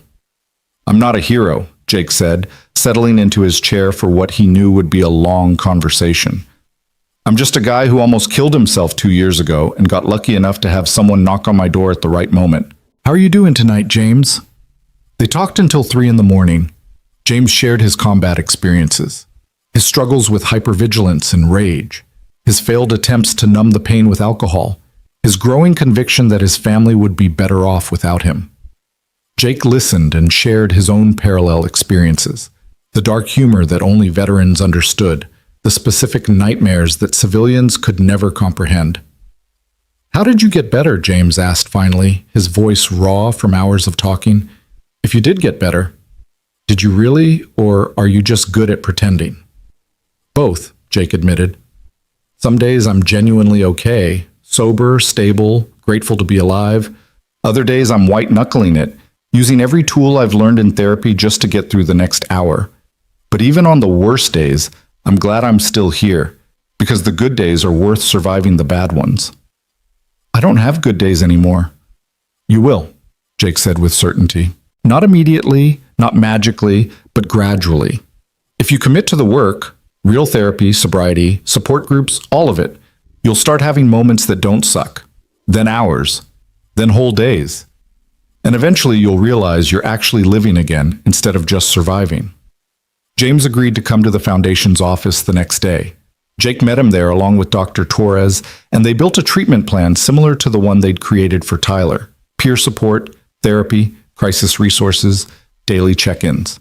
James was resistant at first, defensive and dismissive, but Ashley's presence softened him. His daughter had taken the day off school to be there, and the look in her eyes, desperate hope mixed with exhausted fear, was enough to crack through James's armor. "I don't want you to worry about me like this," James said to his daughter, his voice breaking. "You should be thinking about boyfriends and homework, not whether your dad's going to be alive tomorrow." Then get help," Ashley said simply, "so I can go back to worrying about normal things." James entered an intensive outpatient treatment program the following week. It wasn't a perfect recovery. There were missed appointments, moments of resistance, setbacks that made everyone question whether it would work. But James kept showing up, kept trying, and 6 months later, he stood at a foundation event as a peer mentor himself, sharing his story to inspire others who were where he'd been. "My daughter saved my life by refusing to give up on me," James said to the assembled crowd. "And Jake and this foundation gave me the tools to save myself. If you're sitting here tonight thinking you're too far gone, thinking there's no way back, you're wrong. I was wrong too. But here I am anyway." The foundation's impact rippled outward in ways Jake couldn't have predicted. Veterans they'd helped went on to help others. Family members connected through support groups and built informal networks of care. The model they'd created in Colorado was being replicated in other states, with foundation chapters opening in Arizona, Texas, and Virginia. They'd been featured in a documentary about veteran suicide prevention and had received a grant from the Department of Veterans Affairs to expand their crisis hotline services. But the moment that mattered most to Jake came on an ordinary Tuesday afternoon when he was working at a job site. His phone rang with an unknown number, and he almost didn't answer. But something made him pick up. "Is this Jake Mason?" A woman's voice, hesitant and nervous. "Yes, this is Jake." "My name is David Miller. Well, Diane Miller, but everyone calls me David. I called your crisis hotline 6 months ago. I was in my truck with a gun and you talked me down. Convinced me to check into the VA hospital." Jake felt his heart rate spike as the memory came back. The Army Ranger who'd been drunk and suicidal parked outside his ex-wife's house. One of the first calls Jake had taken on the hotline. "I remember. How are you?"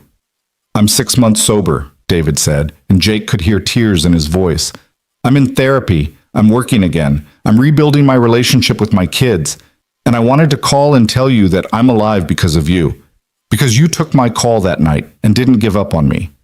Jake had to sit down, the impact of those words hitting him like a physical force. "David, I'm so glad you called. So proud of the work you've been doing. I'm going to be a peer mentor," David continued. "I'm training with your foundation next month. I want to do for other people what you did for me. Be the voice on the other end of the line that says, 'Hold on, it gets better.'" After they hung up, Jake sat in his truck and cried. Not from sadness or pain, but from overwhelming gratitude that he'd survived long enough to take that call. That he'd opened the door 2 years ago instead of pulling the trigger. That Laura and Sophie and Maya had knocked when they did. Everything, all of it, the pain and the healing and the hard work of recovery, had been leading to that phone call from David. To the knowledge that his survival had created space for someone else's survival. That the choice he'd made in desperation had cascaded forward into hope for someone he'd never met. The third Christmas after that fateful night arrived with snow and celebration. Jake hosted dinner at the cabin for an eclectic gathering that would have seemed impossible 2 years ago. Emma and Robert, Cody, Laura and her daughters, Marcus and his wife, Dr. Torres and his family, Tyler and his sister, James and Ashley. The cabin that had almost been his tomb was filled with laughter and warmth, and the kind of chaotic joy that comes from bringing together people who've all survived something hard and chosen to build something better.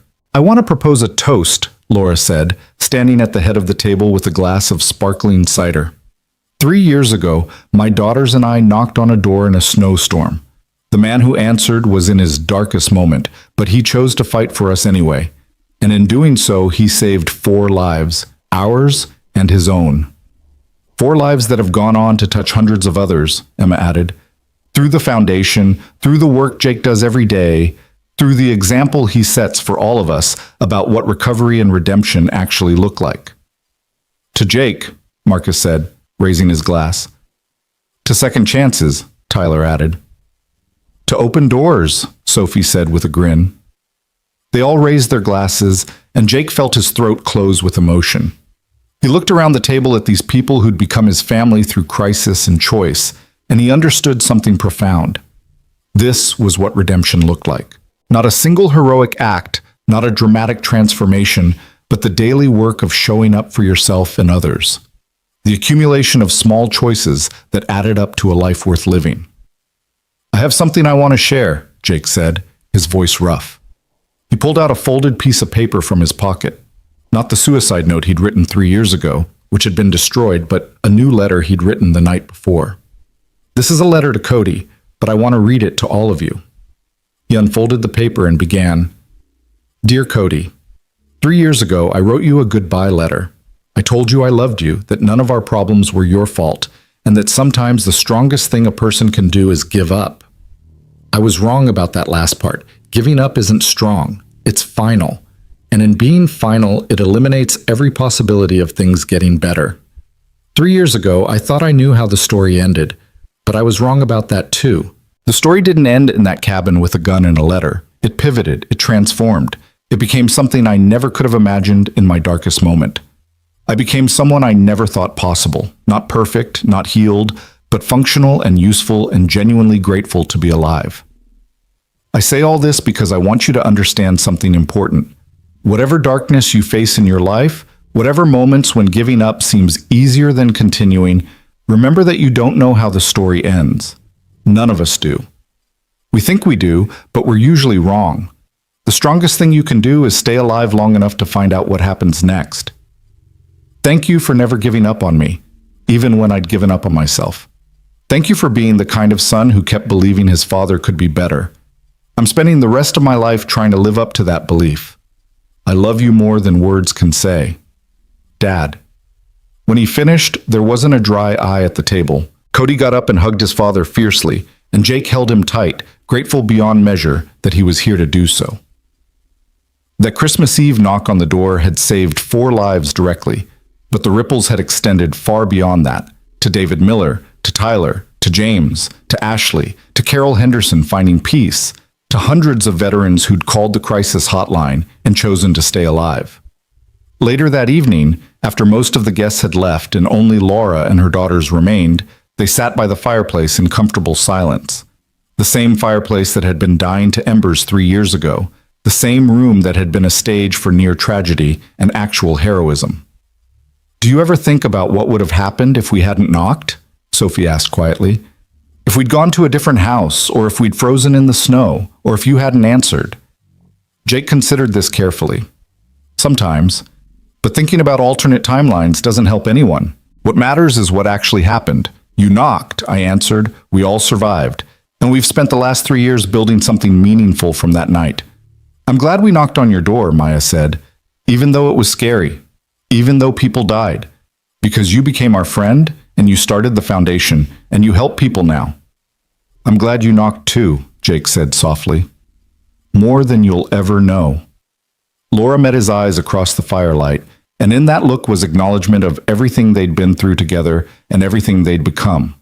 Not romantic, not familial, but something uniquely theirs. 2 people who'd saved each other in a moment of crisis and had chosen to honor that salvation by living fully, purposefully, in service of others facing similar darkness. I should ask you something, Laura said. The foundation has been approached by a national veterans organization. They want to expand our model nationwide, provide funding and infrastructure to create open-door chapters in every state. It would mean traveling, speaking engagements, probably less time for the construction business. Are you ready for that? Jake thought about his grandfather's cabin, about the gun he'd almost used, about the letter that had outlined a story that never happened.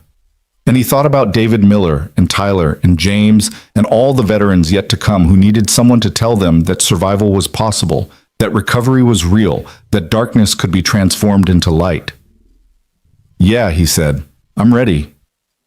The expansion happened over the following year. Jake traveled to 20 states helping establish open-door foundation chapters, training peer mentors, sharing his story with thousands of veterans and their families. It was exhausting and rewarding in equal measure, but he never lost sight of why he was doing it, because every veteran saved was someone's son or daughter, someone's parent or sibling, someone who mattered infinitely to the people who loved them. He maintained his sobriety through the travel and stress, attending AA meetings in every city he visited. He kept up with therapy via video calls when he couldn't make in-person appointments. He called Cody 3 times a week without fail and made it home for every important event, baseball games, school concerts, birthday parties. The balance was precarious, but Jake had learned that recovery meant constant vigilance, constant choice, constant commitment to doing the hard thing instead of the easy thing. On the 5th anniversary of that Christmas Eve, the Open Door Foundation held a gala in Washington, D.C. 500 people attended, veterans, families, donors, politicians who'd been moved by the foundation's work. Jake stood at the podium wearing a suit Emma had helped him pick out, looking at an audience that included Dr. Torres, Marcus, Tyler, James, Ashley, David Miller, who'd flown in from California, and dozens of other veterans the foundation had helped over the years. And in the front row, together like they'd planned it, sat the 3 people who'd started everything. Emma with Cody on one side and Robert on the other, and Laura with Sophie and Maya flanking her like fierce guards. 5 years ago tonight, Jake began, his voice steady and strong, I was sitting in my grandfather's cabin in Colorado, holding a gun and a letter, convinced that suicide was the strongest choice I could make. I was wrong. The strongest choice I could make was opening the door when 3 strangers knocked. Everything that's happened since, every life saved, every veteran connected to resources, every family given hope. It all traces back to that moment when I chose to answer instead of to end things. He paused, letting the weight of that truth settle over the ballroom. The Open Door Foundation has helped over 10,000 veterans in 5 years. We've answered 50,000 crisis calls. We've prevented countless suicides and connected struggling veterans with the support they need to rebuild their lives. But numbers don't tell the whole story. Behind every statistic is a person, someone's child, someone's parent, someone's friend who gets another chance at life because we were there when they reached out. Jake looked directly at Laura, at the woman who'd knocked on his door in a snowstorm and given him a reason to keep breathing. I'm standing here tonight because of 3 people who refused to give up, even when giving up would have been easier. Because they taught me that survival isn't selfish. It's the foundation for everything else. You can't help anyone if you're dead. You can't make amends, can't rebuild relationships, can't become the person you were meant to be if you take that permanent exit. He shared stories from the past 5 years. David Miller, who'd become a peer mentor himself and had personally helped 20 veterans through crisis. Tyler, who'd graduated college and was now a social worker specializing in trauma. James, who'd reconciled with his daughter and was celebrating 2 years of sobriety. The widow who'd turned her husband's suicide into advocacy work that had changed VA policies. The teenager whose father had called the hotline and was now coaching his son's baseball team. Every single one of these stories exists because someone chose to open a door, Jake said, because someone answered the phone at 2 a.m, because someone said, you matter, and I'm going to prove it to you by not giving up. That's what the Open Door Foundation is, a promise that when you reach out in your darkest moment, someone will be there to answer. The standing ovation lasted 5 minutes. Jake stood at the podium with tears running down his face, overwhelmed by the magnitude of what they'd built from one impossible night.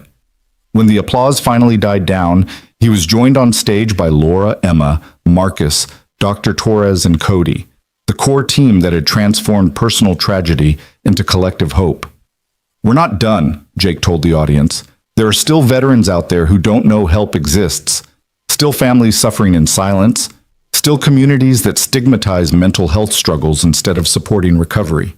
But we're going to keep fighting for them. We're going to keep opening doors, because that's what we do. We answer when someone knocks. After the gala, the core team gathered in Jake's hotel suite, not for celebration so much as reflection.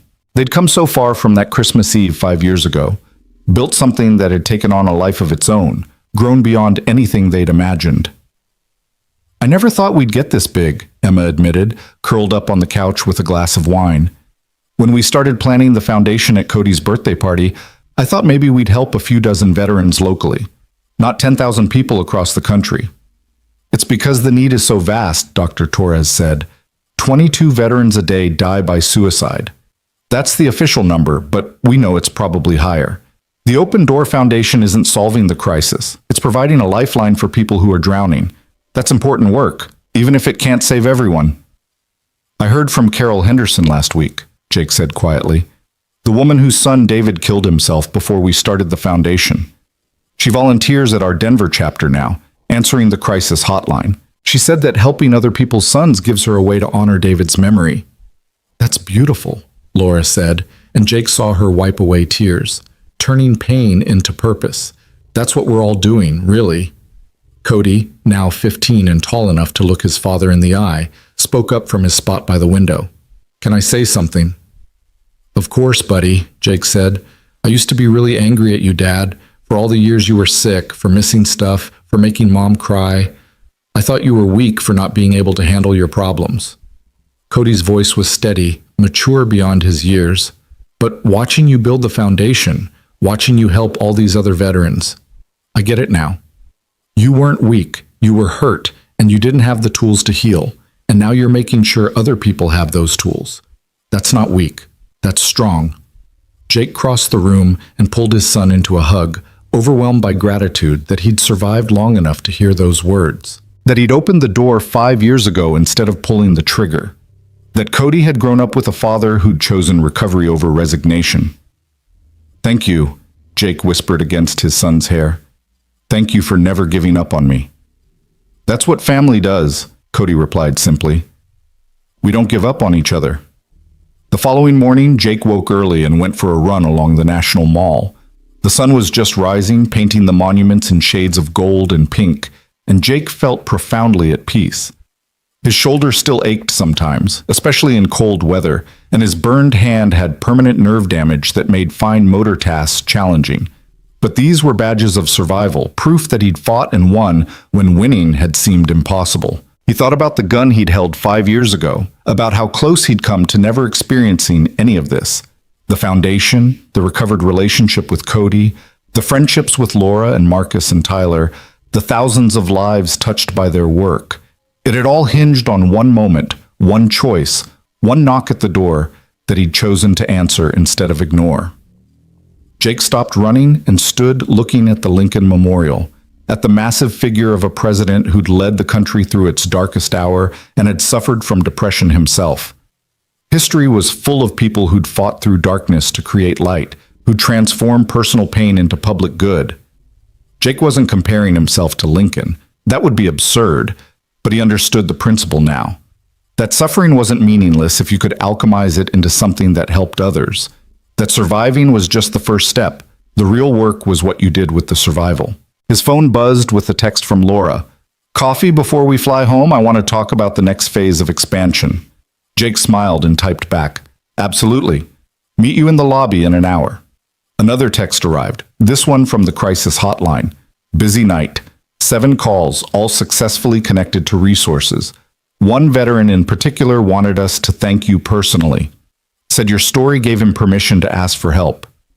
Jake stared at that message for a long moment, letting the weight of it settle over him.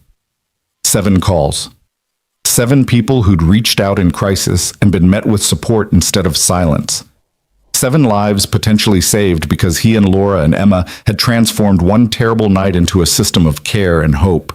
He thought about the letter he'd written to Cody 3 years ago, about staying alive long enough to see how the story ended. But he understood now that stories didn't really end. They just kept unfolding, moment by moment, choice by choice, into futures that couldn't be predicted or controlled.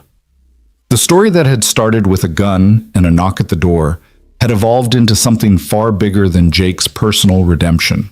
It had become about collective healing, about community, about the radical act of choosing life even when death seemed easier. Jake ran back to the hotel, showered, and met Laura in the lobby for coffee. They talked about expansion plans, about securing additional funding, about training more peer mentors, practical, logistical conversations about the work that needed doing. But underneath it all was the unspoken acknowledgement that they were bound together by that Christmas Eve, that their lives had been permanently altered in ways both terrible and miraculous. Do you ever regret it? Laura asked suddenly. Opening the door that night? If you'd known how much it would change your life, would you still have done it? Jake didn't have to think about his answer. Every single time, without hesitation. Because yes, it changed everything, but it changed everything for the better. I got my son back. I found purpose. I discovered that I could still matter, that my life could still mean something beyond just taking up space. Would I have preferred to learn those lessons without the trauma and the violence? Sure, but we don't get to choose how we learn what we need to learn. That's very philosophical for 7 in the morning, Laura said with a smile. I've had 5 years to think about it, Jake replied. 5 years of therapy and reflection and gradually coming to terms with what happened. And here's what I've figured out. That night saved 4 lives directly. But indirectly? We'll never know the full count. Every veteran who calls the hotline, every family that finds support, every suicide prevented because someone knew help existed, they're all ripples from that one night. And that's humbling and overwhelming and the best possible outcome of what was almost the worst possible night. They sat in comfortable silence for a moment, sipping coffee and watching other hotel guests hurry through their mornings. Sophie wants to be a therapist, Laura said finally. She says she wants to help people who've been through trauma, like we were helped. Maya talks about joining the military someday, becoming a medic or a nurse. They took that night and turned it into vocations, into purposes. They're remarkable kids, Jake said. But they learned that from you. You taught them how to take trauma and transform it into strength. We all taught each other, Laura corrected gently. That's what that night was really about. People saving each other, holding each other up when standing alone was impossible. That's the model for everything we've built. Jake nodded, feeling the truth of that in his bones. The Open Door Foundation worked because it was based on mutual support, on veterans helping veterans, on the understanding that survival was a team sport rather than a solo endeavor. No one got through darkness alone. They got through it by reaching out, by accepting help, by choosing connection over isolation. His phone buzzed again, this time with a call from an unknown number. Jake almost sent it to voicemail, but something made him answer. Is this Jake Mason? A young man's voice, shaky and scared. Yes, this is Jake. My name is Chris. I'm a Marine, 2 tours in Iraq. I'm sitting in my car with my service weapon, and I found your foundation's website, and I don't know what to do. Jake's heart rate spiked, but his voice remained calm and steady. The voice he'd cultivated over 5 years of crisis calls, the voice that said, I've been there and I understand and you're going to be okay. Chris, I'm really glad you called. I'm a Marine too, and I know exactly where you are right now because I was in that exact same place 5 years ago. Can you tell me what's going on? They talked for 40 minutes. Jake missed his flight home, and he didn't care. He stayed on the phone with Chris until the young Marine agreed to drive himself to the VA emergency room, and Jake called ahead to make sure someone would be waiting for him when he arrived. Only after Chris was safely in professional hands did Jake hang up and slump back in his chair, exhausted and exhilarated. Laura had waited with him through the whole call, and now she squeezed his hand. You just saved a life. We saved a life, Jake corrected. The foundation, the website, the resources we've built, that's what gave Chris a place to turn. I was just the voice on the other end of the line. Don't minimize it, Laura said firmly. You were sitting in an airport lobby, about to fly home, and you took that call. You gave 40 minutes of your morning to a stranger in crisis. That matters, Jake. It always matters. They caught a later flight, and Jake spent the trip home thinking about Chris. Another life pulled back from the edge. Another veteran who'd get a chance to recover, to rebuild, to discover that survival was possible even when it didn't feel that way. Another ripple spreading outward from that Christmas Eve 5 years ago when 3 strangers had knocked on a door and a broken man had chosen to answer. When Jake finally made it back to Denver, he drove straight to the cabin. It was late evening, and the mountains were painted in twilight purples and blues. He went inside and stood in the center of the room where he'd almost died, the room where he'd fought for 3 lives and his own, the room that had been both tomb and birthplace depending on which choice he'd made. Jake pulled out his wallet and extracted the 2 pieces of paper he carried always, Cody's drawing that said, "My dad is brave," and Laura's letter from 5 years ago that had told him to live well and be happy. He added a 3rd item, a printed email from Chris sent that afternoon. Mr. Mason, I'm in the VA hospital and they're helping me. I wanted to thank you for answering your phone and for not giving up on me when I'd given up on myself. You saved my life today. I'm going to make it count. 3 pieces of paper. 3 reminders of why survival mattered.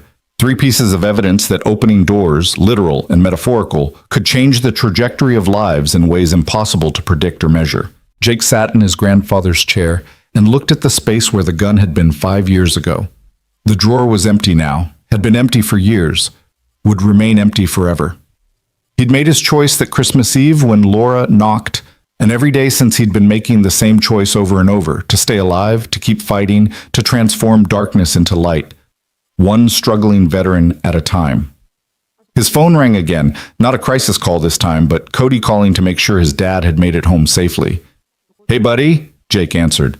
"Yeah, I'm home. Sorry about missing the flight this morning." "Mom told me you were helping someone," Cody said. "She said it was important." "It was. A Marine in crisis. He's safe now, getting help."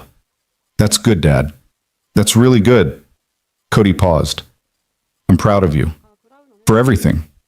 For answering that knock 5 years ago, for building the foundation, for helping people. You're doing important work."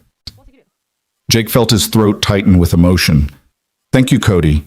That means everything to me." After they hung up, Jake sat in the quiet cabin and thought about the strange, impossible journey from suicidal despair to purposeful contentment. About how close he'd come to missing all of this. The foundation, the recovered relationships, the lives saved, the peace he'd finally found with himself. About how one knock at the door had changed not just 4 lives, but thousands, rippling outward in ways he was still discovering. He pulled out his journal and wrote one final entry. 5 years ago tonight, I was ready to die. I saw no future worth surviving for, no hope worth holding on to. But 3 strangers knocked on my door, and I chose to answer. That choice, that single moment of opening instead of closing, has defined everything that came after. The foundation, the recovery, the relationships rebuilt, and new ones formed. All of it traces back to the decision to keep the door open. I'm writing this not as a conclusion, but as a continuation. The story doesn't end here, just like it didn't end that Christmas Eve. It keeps going, keeps evolving, keeps surprising me with possibilities I never imagined. And I'm grateful, so deeply, profoundly grateful, that I stayed alive long enough to see how it unfolds. To anyone reading this who's in their own dark place, who can't see a way forward, who's convinced that ending it is the only option, please keep the door open. Please answer when someone knocks. Please survive long enough to discover that the future you can't imagine might be extraordinary. Because I didn't imagine this. None of this. But here I am anyway, 5 years later, genuinely happy to be alive. It's possible. Recovery is possible. Transformation is possible. You just have to open the door when hope comes knocking. Jake closed the journal and stood, looking around the cabin one last time before heading back to Denver. This place would always carry the weight of that Christmas Eve, would always be the site where everything changed. But it was no longer a monument to near tragedy. It was a reminder of resilience, of the power of choice, of what could be built from the ruins of what was almost lost. He turned off the lights, locked the door, and drove home through the mountain darkness. Tomorrow he'd go back to work at the foundation. Tomorrow he'd answer more crisis calls, mentor more struggling veterans, help more families find hope in the midst of despair. Tomorrow he'd continue the work of transforming his darkest moment into light for others. But tonight, driving home under a sky full of stars, Jake Mason was simply grateful. Grateful to be alive. Grateful for the knock at the door. Grateful for second chances and open doors and the extraordinary, impossible gift of another day. The story that had almost ended in a cabin with a gun had instead become a story about survival, redemption, and the radical act of choosing life even when death seemed easier. And the best part, the part that still amazed Jake when he let himself think about it, was that the story wasn't over. It was still unfolding, one opened door at a time.